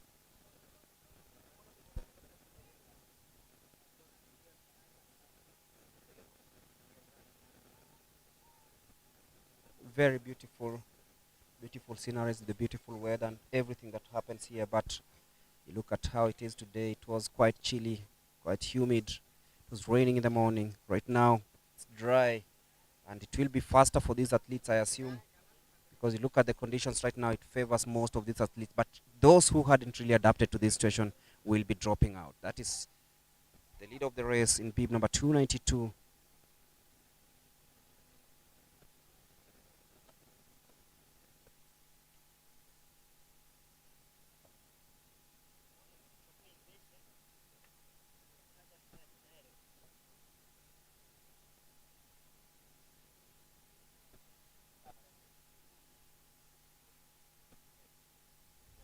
Still trying to stick together. This means that this will be very, very close heading into this one. But well, I'll hand you over to Charity. Thank you so much, Mlemi. I'm joined here by the Athletics Kenya president, Lieutenant General retired Jackson Tuwei, who is also the World Athletics Vice President. President, perhaps you explain to us, what is your strategy towards Tokyo 2020 for us to maybe to be able to top the medal table again? Well, first of all, thank you very much.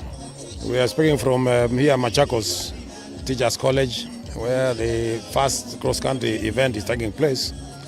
And this is one of the programs that we have got. I'm sure you remember that 2 weeks ago we launched our calendar for all the events, starting from now, because normally our calendar starts in October, and we are in October. So until the next October again. So we have launched that calendar of events, showing all the details of what we want to do for the road to Tokyo. And one of the requirements, of course, and in the calendar, is to have the cross-country championships, which normally starts at the beginning of the season. The season starts, as I said, in October. So this is the first one here. And so it's part of that program, part of that calendar towards preparing for road to Tokyo. And we'll be having six series. This is the first series. Then we'll go to Kapsakwany, we'll go to Iten, Olkalau, and so forth and so on, and Bomet, until we finish, before we start the track and field.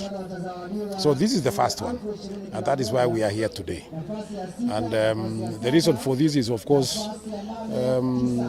although we don't have the World Cross Country Championship next year, but it is part of preparation. And this is, in fact, I want to encourage all the athletes, not only the long distance runners, even the track, even the short distance runners, it's important that they start as early as now, because the moment you get into good shape early enough, you are likely to continue until the end of the season. So I would like to urge all the athletes to start preparations, because we have given the direction, we have produced the calendar. Now we are actually doing the actual work, and therefore that is why we are here. Yeah. President, you have been also a big ambassador for the climate change and planting trees. Perhaps for the viewers who are at home, if you could explain much about the program, why we need air quality monitors, and the importance of trees for the athletes. Yeah, thank you very much. Once again, you remember in 2021, when we were hosting the World Under-20 Championships in Nairobi, we signed the United Nations document to be involved in supporting the climate change activities. And that was towards the United Nations Framework Convention on Climate Change, otherwise called also Sports for Climate Action. So why did we do this? Is because climate change affects everybody. All the human beings, all the animals, the whole environment, including vegetation, including trees, including everything, insects and everything else. So, but ours is directly concerned with the sports, because we have got a lot of sports people here, both in all the federations. But for now, let me talk about athletics, because we are discussing athletics. And so, how does it affect athletics? When we went, remember when we went to World Championships in Doha in 2019, for the first time in history, because of very high temperatures which were experienced there, marathon event, both for men and women, was started at midnight exactly. Why? Why did it have to be like that? As I said, it's just because of very high temperatures which were experienced in Doha. The stadium was okay because it was because of technology. They could control the temperatures and so forth, so there would be no problem in the stadium. But the athletes who are going to run around the city, using the city roads and so on, you cannot control the temperature there. And that is why they were running at night. So that is one of the challenges when you talk about climate change, high temperatures. We don't want to allow athletes to run in such a situation like that, because they will suffer.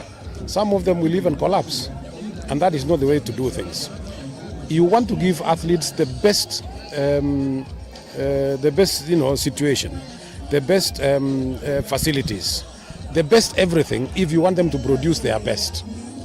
And so if you cannot allow athletes to run in a good environment, then obviously they will not produce the best.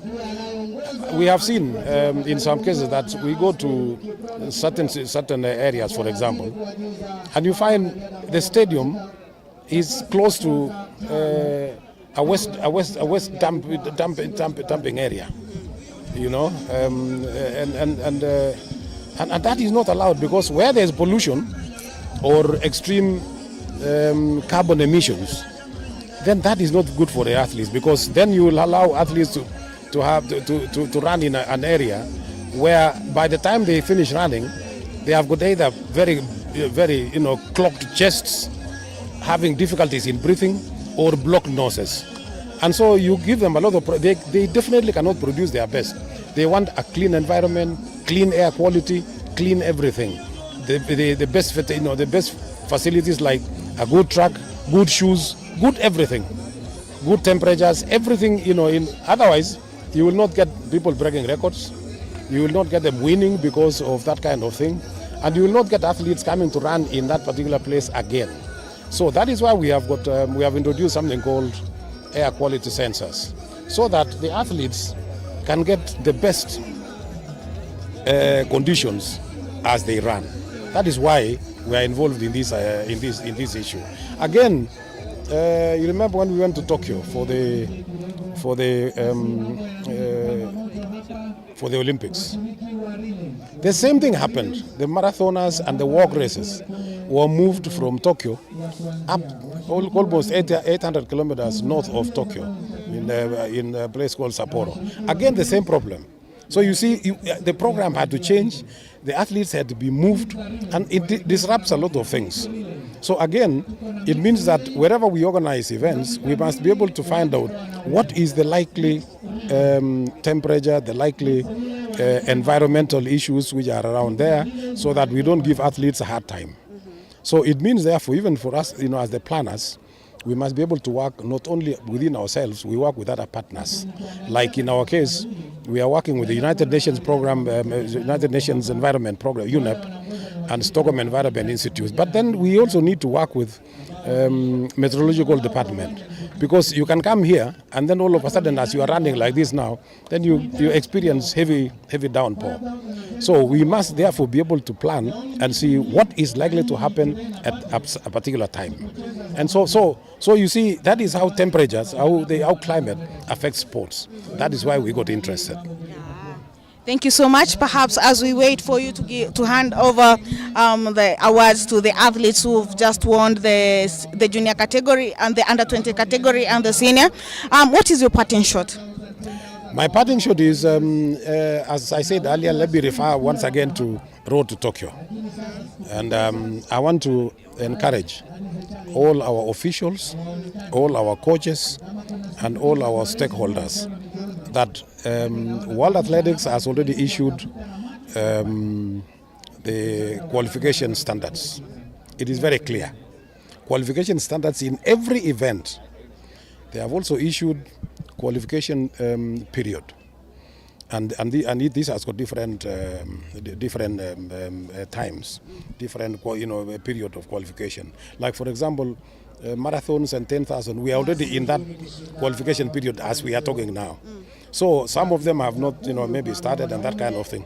So I want to encourage our athletes, our coaches, our officials to make sure that they understand the rules of qualification. It is very, very important for everybody. I also want to, maybe the last one say, we want to work very closely with ADAC, because that is part of the qualification. All those who will be required to go and compete in the World Championships must have gone through the ADAC program and qualified in all standards, in everything that we do. And therefore, I want everybody to be very clear about this, so that when we come to the trials for the World Championships, we are not going back to say who has not been tested or who has not, as this one qualified. It has got to be very clear. And therefore, let me encourage once again all the stakeholders to make sure that they study and understand. These things are also covered in our website. They are covered in World Athletics website, and therefore nobody should come back and say we did not know, or we were not aware, or we did not find a place where we can. So they can check with us. They can check, in the website. We'll be having meetings quite often. In fact, I want now to organize a meeting with the coaches only. Thank you very much, Charity. Speaking to the President of Athletics Kenya, General Jackson, retired Jackson Tuwei, and the way forward and the new plans for the season, of course, sensitizing athletes on the need to actually have them registered in the Athletics Kenya portal. And of course, we are back for the 10-kilometer senior men's race, and it's down to 3. And it's very intense at the moment as we speak. Francis Abongo in 3rd place. Victor Kiprop and Asbel Kiprop still in the lead, hanging on there. Francis Abongo trying so hard to sandwich the two.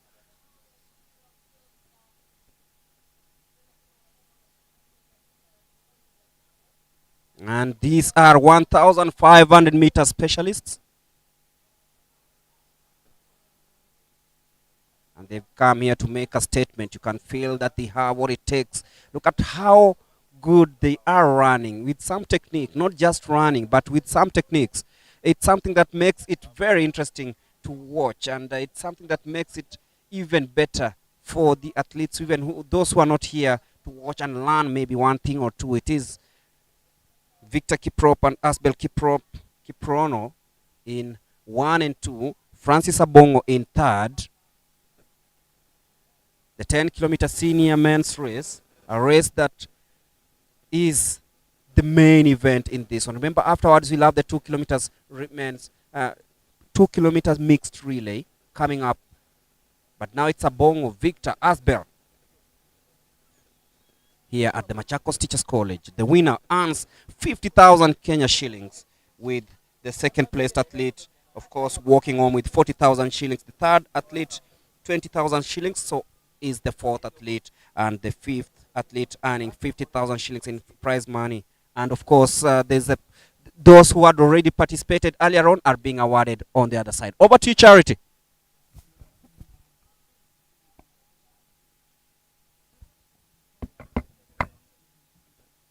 The first and the third, second and the third position in the under 20 women category. Florence will be given 15,000 cash award.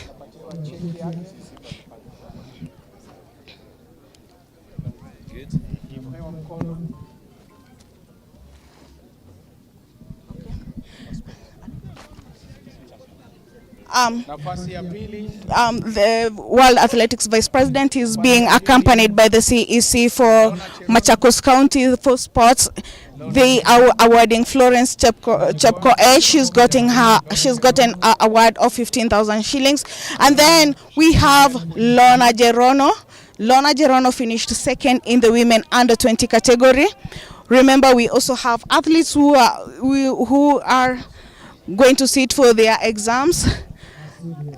That is on your left, that is Lieutenant General, Retired General Jackson Tuwei, being accompanied by the CEC of Sports in Machakos. And then we also have the winner, Yvonne Chepchichir. She has won 30,000 shillings in the women under 20 category. She ran the 6 kilometers and emerged as the winner. She's been congratulated by the World Athletics Vice President, who is accompanied by the CEC Machakos County. Remember, we also have the women senior category going on. We have the 10 kilometers. That they are going on looking for their lead. And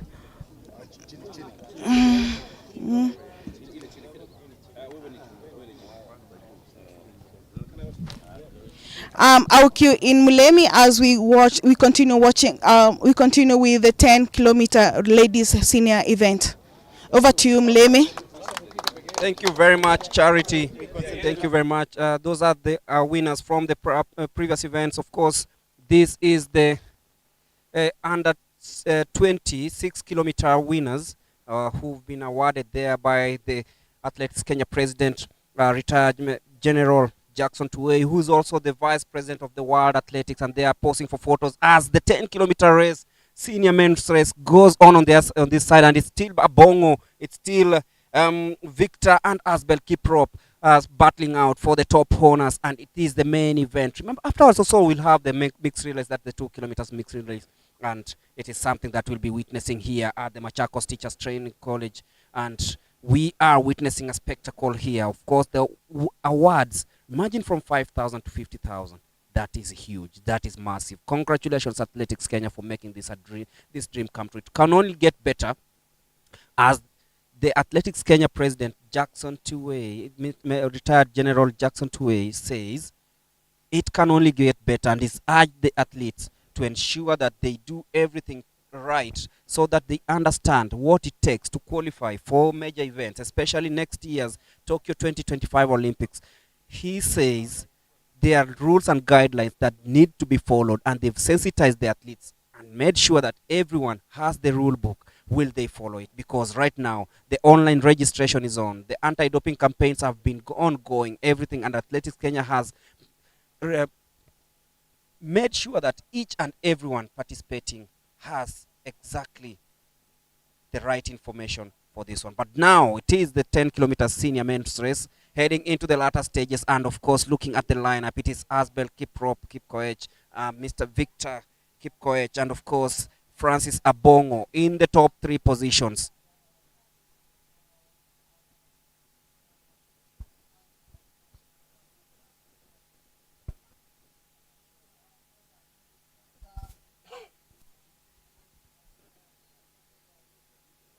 Victor Kiprop and Asbel Kiprono.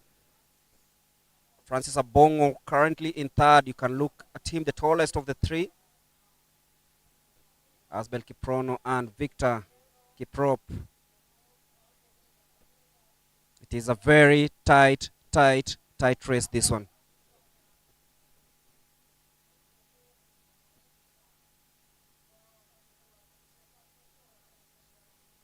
And you can feel that Asbel Kiprop, Asbel Kiprono, sorry, looks stronger. Abongo just checking in to ensure that he stays within touching distance of Victor and Asbel.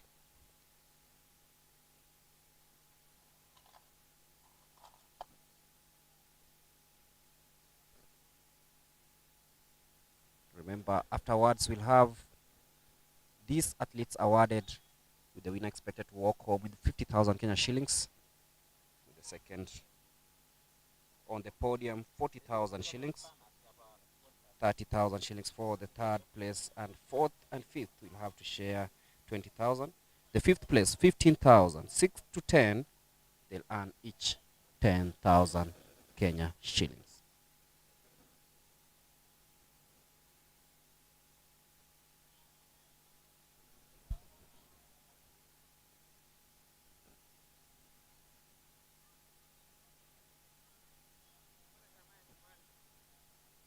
And that's Asbel Kiprono now leading Victor Kiprop.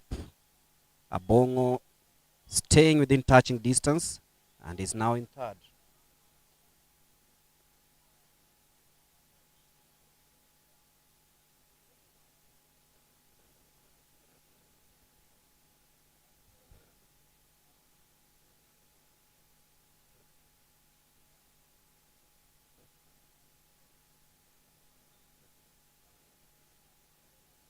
Remember, after this one, next weekend on 26th of October, it will be in Kapsokony before heading to Bomet on November the 2nd, or Kalau on November 30th, Kisii on December 14th, and Iten just after the festive season. That will be in January 4th. And the winners, the leaders, sorry, currently being encouraged to make it even faster and look at everything that is happening here at the Machakos Teachers College. Everything running smoothly, courtesy of Athletics Kenya and of course the host Machakos Teachers College. The Machakos County CEC also in attendance. That shows you that everyone loves athletics, even here in Machakos, in the eastern region, when it comes to zoning. It's now Victor Kiprop in 1st place, Asbel Kiprono in 2nd, Abongo in 3rd. The last lap of this race.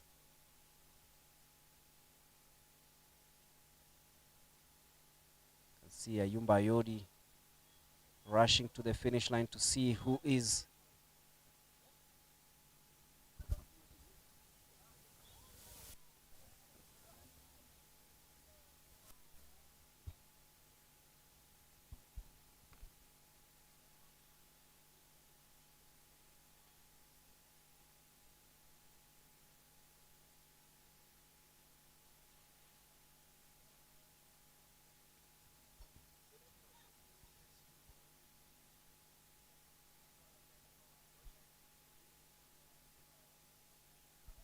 and now Abongo joins the leading pack. He was in 3rd, now he's in 2nd place. Victor Kiprop still ensuring that he stays there.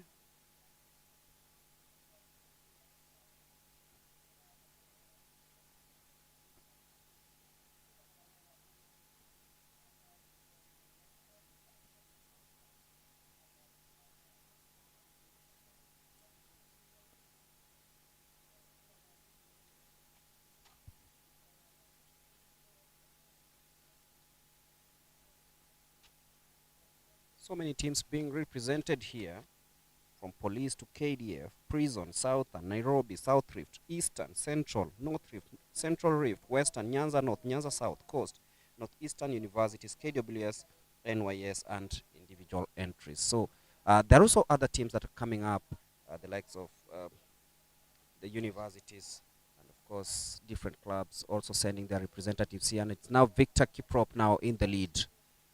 Abongo currently in second. I'm trying to locate where Asbel Kiprono is in this 10 kilometers senior men's race.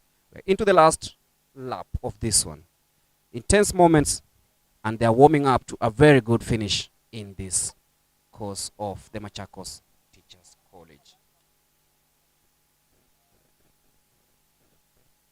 But it is now Asbel and Victor. Abongo has fallen to third at the moment, but look at how well they've lined up for this one. Will it be Victor? Will it be Asbel? As they head towards the home stretch.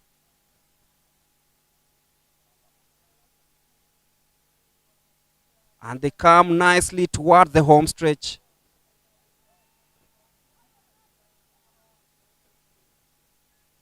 And it will be Victor. Asbel Kiprop wins this one. And Francis Abongo. Look at that celebration from Asbel Kiprono. Abongo comes in second. And of course, Victor Kiprop will come in third place. But then Asbel Kiprono ran a really good race, very tactical. Abongo coming in to claim second and Asbel Kiprono third. It is the end of the 10-kilometer senior men's race.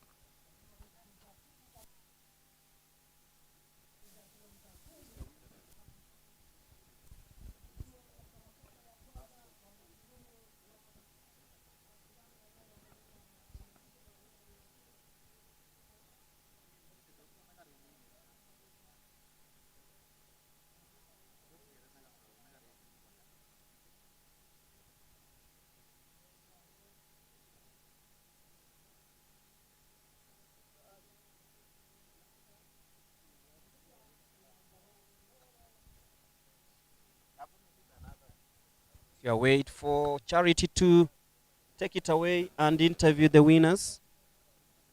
Of course, everyone is a winner here. In fact, 10 athletes expected to walk away with some cash, with the winner pocketing 50,000 Kenya shillings. We're talking about Asbel Kiprono. Abongo, who came in second, will walk away with 40,000 shillings, and Victor Kiprop 30,000 shillings. The fourth and fifth place, 20,000 shillings each, 15,000 for fifth place, and 6th to 10th will be earning 10,000 shillings in this one. Afterwards, of course, we'll be ushering in the 2 kilometers relays. I'll be handing you over to Charity to speak to Asbel Kiprono, Abongo, and of course Victor Kiprop, the winners, the podium finishers in the 10-kilometer senior men's race.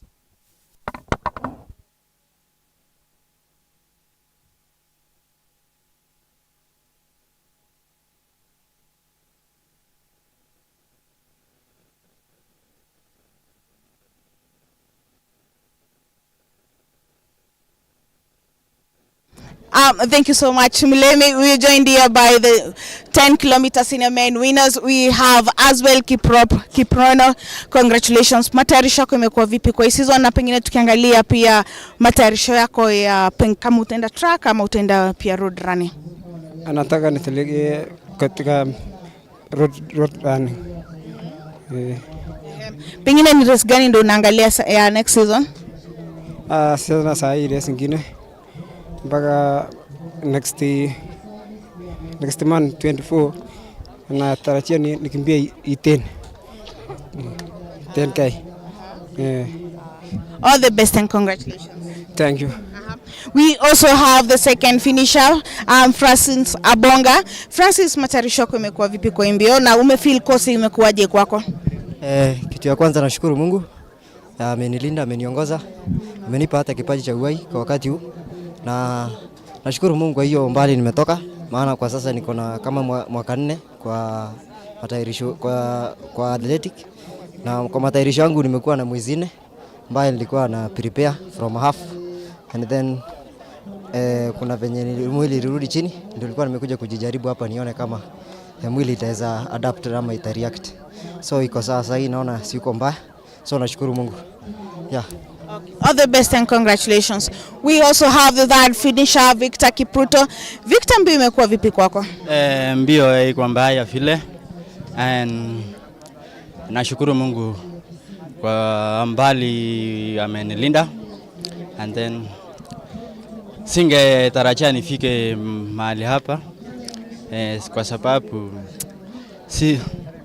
jana nilikimbia. And then nikasema tu acha leo nijaribu. Yeah. Jana ulikimbia event gani? Nilikimbia 5000. Yeah. And this is my first year kuanza hii mbio. Yeah. Pengine vile tunaingia kwa hii season na tunaelekea World Championships Tokyo, tunatarajia nini kwako? Ningetarajia pia na mimi niwe huko. Yeah. Event gani? 10,000. Yeah. All the best and congratulations. Thank you. Okay. That was the 10-kilometer winners for the senior men category. We had Asbel Kiprono, who finished first. We saying that he'd come to test his endurance level as he prepares for a 10-kilometer race that will be held in next month. We also have Francis Abonga. Francis is also saying that he'd come to try and see how it was. And for Victor Kipruto is saying that he got encouraged yesterday during yesterday's Bingo festival for Betika. He's saying that when he finished yesterday, he was motivated to come today and compete for the cross country. Over to you, Mlemi, as we wait for the award ceremony for the junior category for the men, and as we proceed to the senior women and the senior men. On to now, we're moving on to the relay cross country. We are hoping to see new champions being crowned today here in Machakos. Over to you, Mulemi. Thank you very much, Charity. She's been speaking to the podium finishers in the 10-kilometer senior race that is still going on. Of course, a couple of athletes still on the course finishing their races, but from the conversations, you can see most of them are being rehydrated after a very gruesome 10-kilometer contest. What comes out is the urge of these athletes to start the preparations early ahead of the major events that are coming both locally and internationally. And we've heard from the likes of Abongo, the likes of Asbel and Victor that they are just started. Some of them took part in the Bingo Fest races on track yesterday and thought it wise to come and try out here. And you can see most of them are really enjoying everything that is happening here. You can see the likes of Nji here there, athletes who have made it on track, and now they are starting their season here in the cross country. And of course, we are getting ready for the 2 kilometers mixed relay. Should be the last event of the day. Should be the last event of the day. We're waiting to see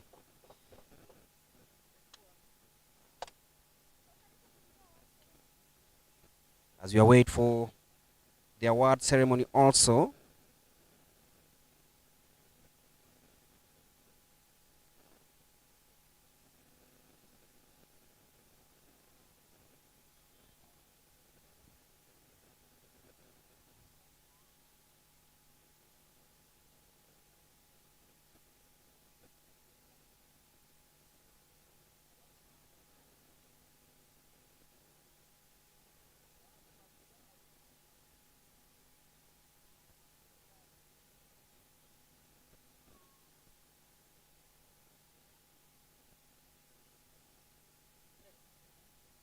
I hand you over to Charity to we're now getting into the award ceremony for the 10 and for the men under 20 category. We had the first winner being Silas Centura, and then we had Maiwa and Clinton Kimtai. First on the podium is the third finisher, Clinton Kimtai. Kimtai will be given the award by the Senior Vice President Paul Mutui and the Treasurer for the Athletics Kenya, Mr. Miano. He's won 15,000 shillings for finishing in the third place. And then in the second position, we had Simon Maiwa. Simon Maiwa will be awarded 20,000 shillings. He finished third in the men in under 20 category. He's won 20,000 shillings. He's having a light moment with the Athletics Kenya Treasurer, Mr. David Miano. And then we have our winner, Silas Centura. Silas Centura won the men under 20 category. He ran the 8 kilometers. He's won 30,000 shillings. He's being awarded by Athletics Kenya Chairman David Miano, accompanied by the Athletics Kenya Senior Vice President Mr. Paul Mutui.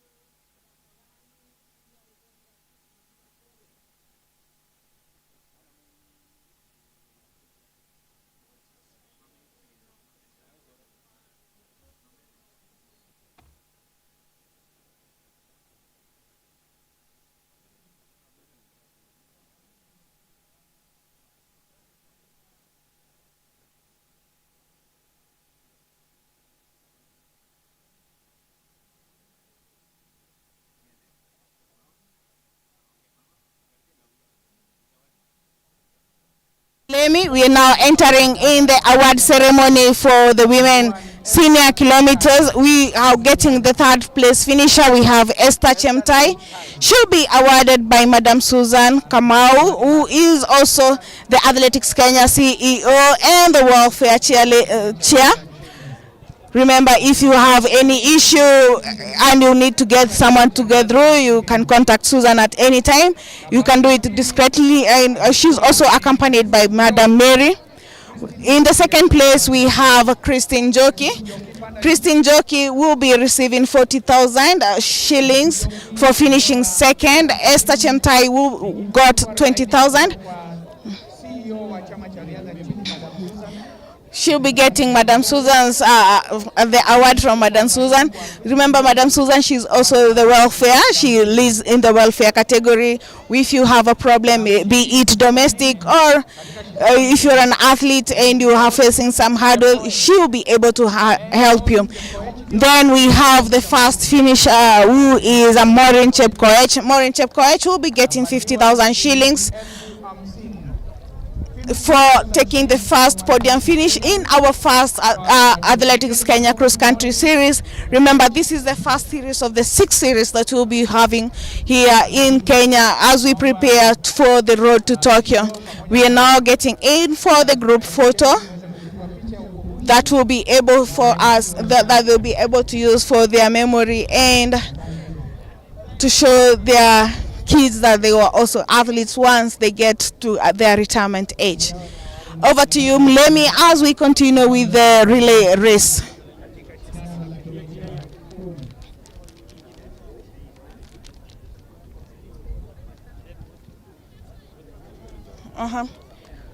We'll be having shortly an interview with Madam Susan to help us understand more about the welfare of the athlete and what they do in her office.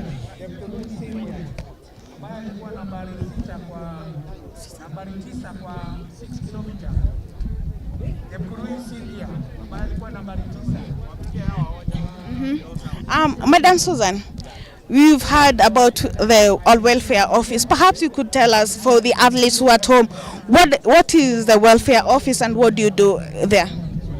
Thank you very much. We are very happy to be here today in Machakos, and as Athletics Kenya we have set up a safeguarding office. We have officers in case of any welfare affairs that are required to be sorted out.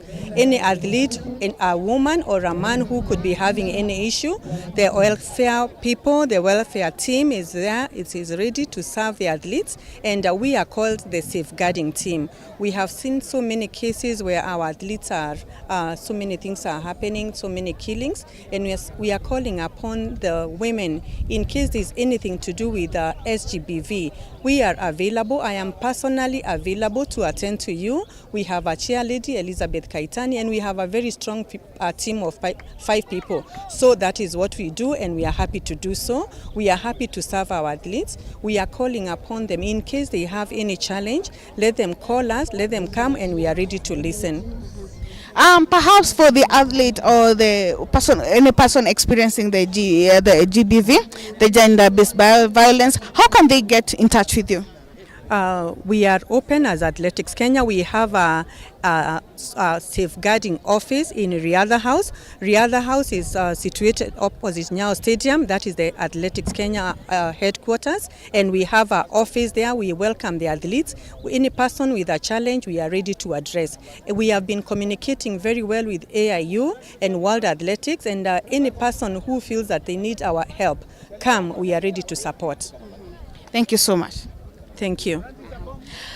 That was the Athletics Kenya CEO, Madam Susan Kamau. She's talking about the safeguarding office that is situated at the Athletics Kenya office. And she's saying that if an athlete is experiencing the gender-based violence, they are readily available and they can easily contact them.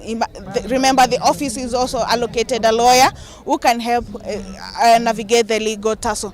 We also have a senior athlete who has competed in the race here in Machakos among the junior athletes. Kwa majina pengine baba tueleze unaitwa nani? Kwa majina naitwa Steven Mutua Mengi kutoka Kangundo Sub County. Kawedhei Division. Kadhana Sub Location. Kithongoni Village. Yeah. Watinda nesa? Natinda nesa. Mbe ni amoga januma Kangundo nde. Nundo ni Machakos Teachers College. Gisemba na ndui simona atangu nawe amana. Nidho angi misha siana situ. Nisia eleo semba. No hithi ya yu masivitali kuwesa andawa kilebinda. So nyekuma njendo mpaka December ndiye sa andawa. I thanks my God for that. So ni challenge na umia. All of Matungulu sub-county, Kangundo sub-county, lechaisiana nikanda si they participate. Kuhuku mithinzio. Na mithinzio laje ikwela dina wakala inge. Lakini ni chao kitu mambo talechesiana sini mataone. So nga mina 10 kilometers. Na nasianga yata hiyo. Nienda udhuthi ya sukuwa makwa. Nina ya sukuwa 30. Na nienda umadhuthi ya medho maisemba takwa. Nondo ya dhandi yesa anda awai. Ositia undu. Na noni zinjuma kuni ngenu kakasamo undu mawabisa hao ndemeko. So ni mwe tuende na madhao ala mokite ningwenda tiza tia ingi kuma Kangundo. I'm alone from Kangundo sub-county. Na ni funny. So ni misha Kangundo sub-county, Matungulu sub-county, Kawedhei division, Kadhana location. Maleche siana sio at least we segwe yuta yuko ne nyoka dika na ino na kaumete Kawedhei our division dika na ino na kaumete Kadhana location. So I wonder for that kila kivoni mwe yetu tedye tuleje siana situ niganda tumano amo uma inge evana mwenye ndiye sanda wakuma January mpaka December na ina 70 years yini chao mutaleche siana ikoka mwaga utinda muitwa hospitali kuweza anda wamana kwa una siani mubea na ningu bwa nikenda Kenya Athletics maendeleo na kwanga sembe muingo with no na tumia ta nini. So hiyo tu ni kusema asante sana chairman. Hiyo ni kusema mimi naitwa Steven Mutua Mengi na Kiswahili mimi najua nilikuwa nikitaka wakamba wa Kangundo sub-county wanisikie Kikamba. So I'm said sorry for that. So ile iko tu ni mjue ukikimbia West Kolandawa. Mimi ni mzee niko na 70 years na kutoka January up to December siko langi ndawa. Sio ni baraka Mwenyezi Mungu. So mimi naomba Matungulu sub-county, Kangundo sub-county mwachilie watoto wenu. Ndio tufuate chama ni wetu, Paulo Mutui, ndio atuweke mbele. Asante sana. Asante sana. We are now getting, that was Mr. Mainge telling us that if you keep healthy, you're not going to be taking your you'll not be needing medication. We are now heading into the senior men category where we have Asbel, our third finisher, Asbel Kiprono. He will be receiving 20,000 shillings for finishing third in the men senior category. Congratulations to you, Mr. Victor Kipruto. He's being awarded by the Athletics Senior Vice President, Mr. Paul Mtui, and accompanied by Abraham Mutai, the Athletics Marketing and Digital Strategist. We are also going now to the second category, who finished second in the men senior category. Francis Abonga will be receiving 40,000 shillings. This is Abonga, kindly you will have to step on top of the podium as you receive your award. And then the first place finisher is Asbel Kiprono. Asbel will be awarded 50,000 shillings. Remember, the award prize is to motivate athletes to be able to come here and compete. Remember, training hard is an equivalent of winning easy. You don't need to dope for you to be able to perform. You'll be caught. They're now posing for a picture. Over to you, Mulemi, as we prepare for the relays event. Asbel Kiprono, Francis Abongo, and of course Victor Kipruto, the podium finishers in the 10-kilometer senior men's race that happened moments ago here. And you can see them on your screens displaying the dummy checks to show that they've already received their token after a very brilliant and good display there. Of course, it's all happening here at the first AK Cross Country Weekend Meet. We are live from the Machakos Teachers College, and Asbel Kiprop, Victor Kiprop, and of course Francis Abongo, the winners in this 10-kilometer senior women's race. And they see them, they're posing for the photos there. The black Adidas track is Asbel Kiprono. Victor in the Asics, and of course in the Nike is Francis Abongo, who said that after racing yesterday he wanted to try out something new, and of course he's ended up with something at least in his pocket. And congratulations to Athletics Kenya, the entire management, for ensuring that at least there is some good prize money for the cross country series. Yes, the athletes posing with their numbers. Beautiful since there. As we await for the start of the mixed relays. The mixed relays will be taking place in a bit. 4 laps of this one. And we'll be looking at the teams as they've lined up. Remember, the winners will pocket 40,000 shillings. The second place,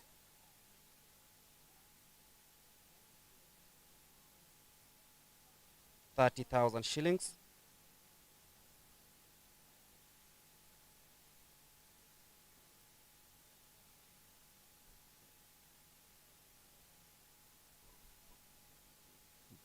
Machakos County, county number 16.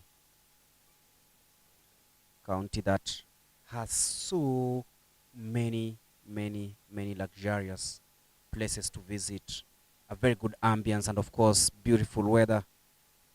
Just sums up everything nice about Machakos County. Go towards Nairobi, there is the Mavoko sub-county, which is part of Machakos. It's a metropolitan. Those are officials from the Athletics Kenya who come all the way to see what's happening here as the athletes go towards the last initiations before this relay. Looking forward to the start of the mixed relays. The 2 kilometers mixed relay, the last event of the day.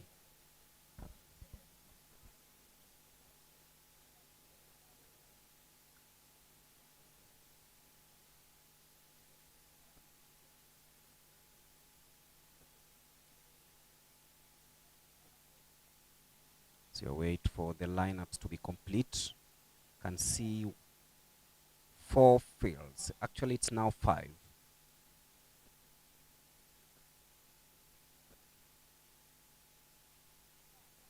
The 2 kilometers race.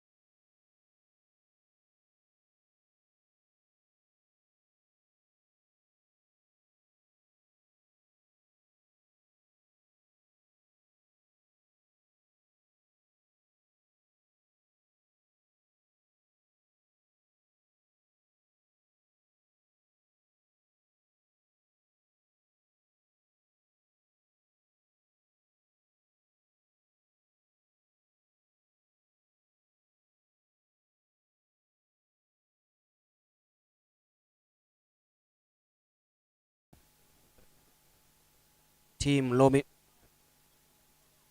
Lomitet.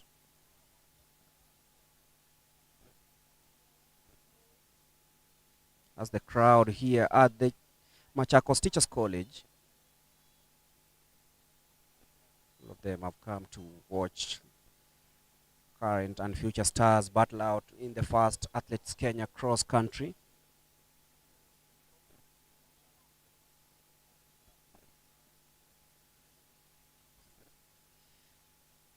It's Wesley now stretching away from Lemotit.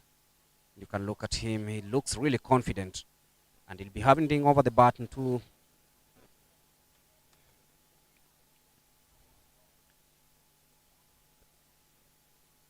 the last athlete completing this mixed relay. But it is Team Nyahururu currently in the lead, Lemotit in second and Gong in third. Joining us, it is the 2 kilometers mixed relays. Done 2 laps of this one, and now we are on the third one. Wesley Langat seems to be enjoying a very, very, very huge lead as he prepares towards the last kilometer of this one. He'll be handing over the baton, and Nyahururu will be hoping that they finish fast and capture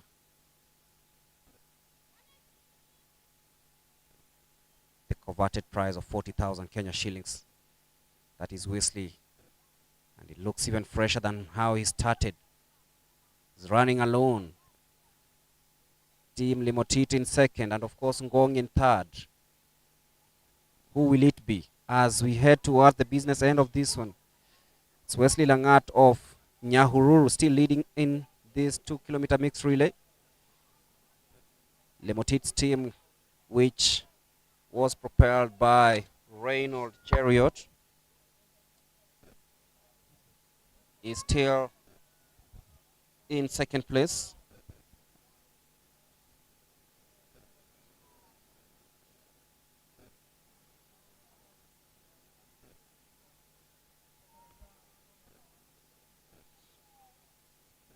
That is Wesley Langat.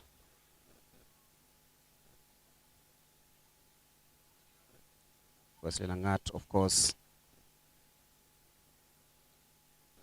will actually see this one through and hand over the baton, and is headed towards the last lap of this one. And you can see Wesley Langat is not really struggling because he knows he has some healthy distance between him and second placed Lemotit. And now he goes. He will be handing over the baton. He's being cheered on. Wesley Langat representing Nyahururu. Very confident heading into the last one. And now he hands over the baton. It is now the last leg of this one.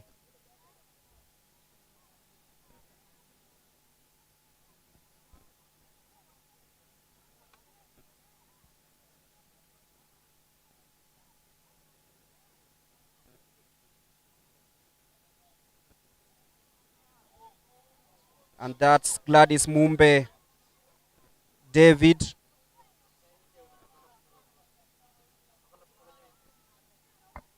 Gladys Mumbe now steaming away from Team Gong, Team Lemotit. And as it seems, they are going to win the 2 kilometers mixed relays.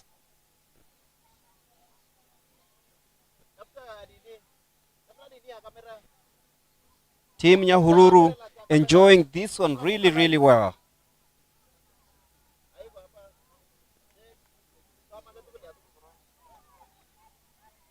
For joining us, this is the last event of the day, of course, the 2 kilometers mixed relay.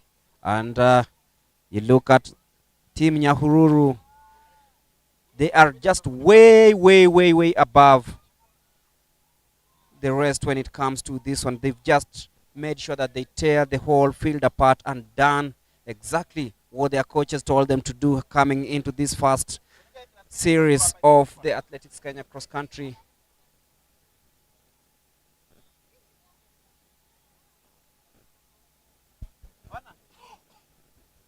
That is Gladys of Team Nyahururu enjoying that healthy lead. The showers, of course, being witnessed here at the Machakos Teachers College.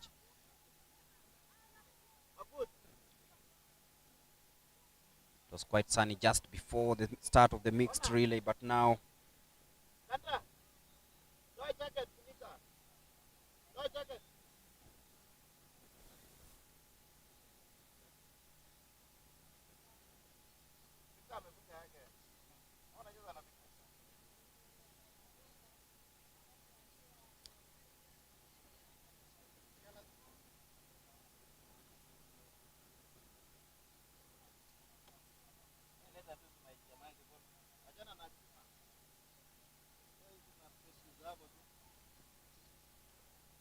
Team Lemotit currently in second and Gong in third, and of course Nyahururu in the lead.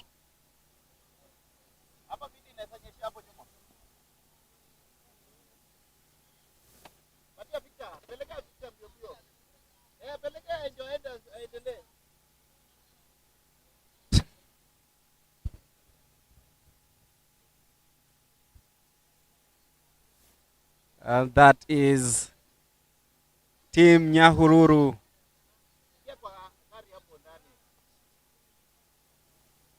Winfred Mbide of Ngong in third, but that is Gladys of Team Nyahururu.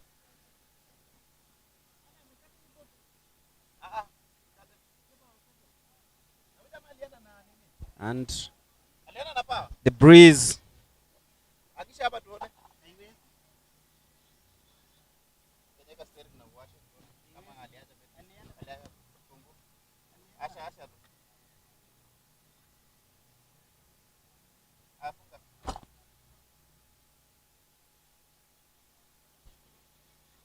rain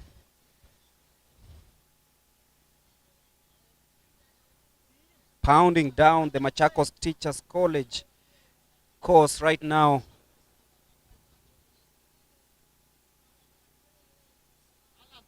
Of course, the showers being witnessed.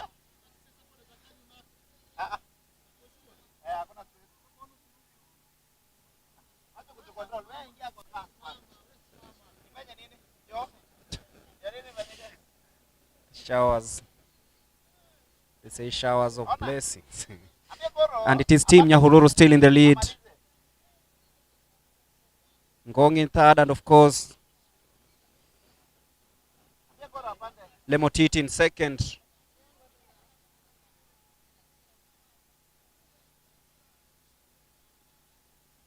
And of course the first leg of this one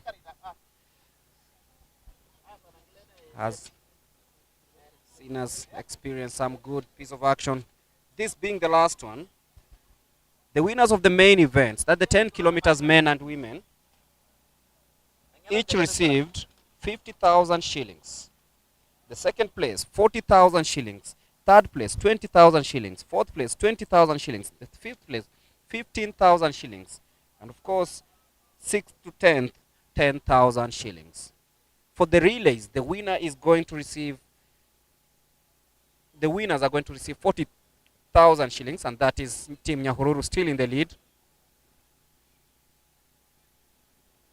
And of course, the second place, 30,000 shillings, and the third place, 20,000 shillings. So the relays teams will receive 40,000, 30,000, and 20,000 respectively. And now she's being cheered. Nyahururu Gladys coming home. She's being cheered home. She's done exactly what was needed to do to win this race. Reynolds Chariot of Team Lemotit started really nicely, but then they fell off the second exchange, and now it was the turn for Team Nyahururu to ensure that they won this one, and they are in the lead, walking home, and they'll be taking home 40,000 shillings if they finish it this way. So it is Team Nyahururu, Team Lemotit, Team Ngong in that order. In the junior category, of course, the winners were receiving 30,000 shillings, 20,000, 15,000, 10,000 from the 4th to 10th position. And of course, it was the 6 kilometers under 20 women, and of course the 8 kilometers under 20 men. And that is Gladys from Nyahururu heading home. She is in the lead. The rain coming down, but that does not deter her from doing what she wants to do. Ultimately, win the 2-kilometer mixed relay. And there she comes, heading to the home stretch. And she knows she's done it. She's been resilient. She's been very, very, very consistent in this race ever since from the time she was given this baton up to now. Team Nyahururu, they will be the winners of the 2 kilometers mixed relay race. Team Lemotit will settle for second, and of course in third will be the team from Ngong as it stands at the moment. She's being cheered home, and it is Nyahururu winners of the 2 kilometers mixed relay race.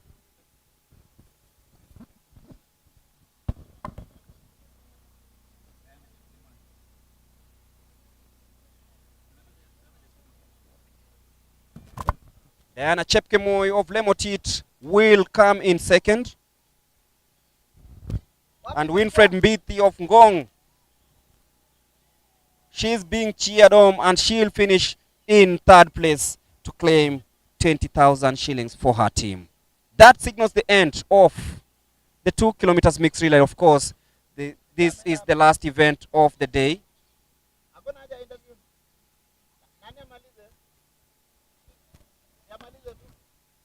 It has been a beautiful, beautiful day of athletics, the first of the season. The Athletics Kenya weekend cross-country meet, the first of its kind to have such a lucrative return. And of course, we've witnessed the fun races in the morning, the 2 kilometers fun races. Then we witnessed the 6 kilometers under 20 women. Then we witnessed the under 20 men 8-kilometer race. And then we went to the senior women 10 kilometers. We went to the senior men 10 kilometers. And now the mixed relay that is on your screens. It's been a beautiful, beautiful, beautiful day. And of course, see you soon. Of course, other legs coming up. Next week will be in Kapsokwony. That is on 26th of October. And then in Bomet, it will be on 2nd of November. Before ushering in Olkalau on 30th of November. Kisii will complete the 2024 calendar that will be on the 14th, and then back to Iten on 4th of January. From the rest of us, it's from County 016, it's over. Goodbye, bye-bye, take care of yourselves. See you next time.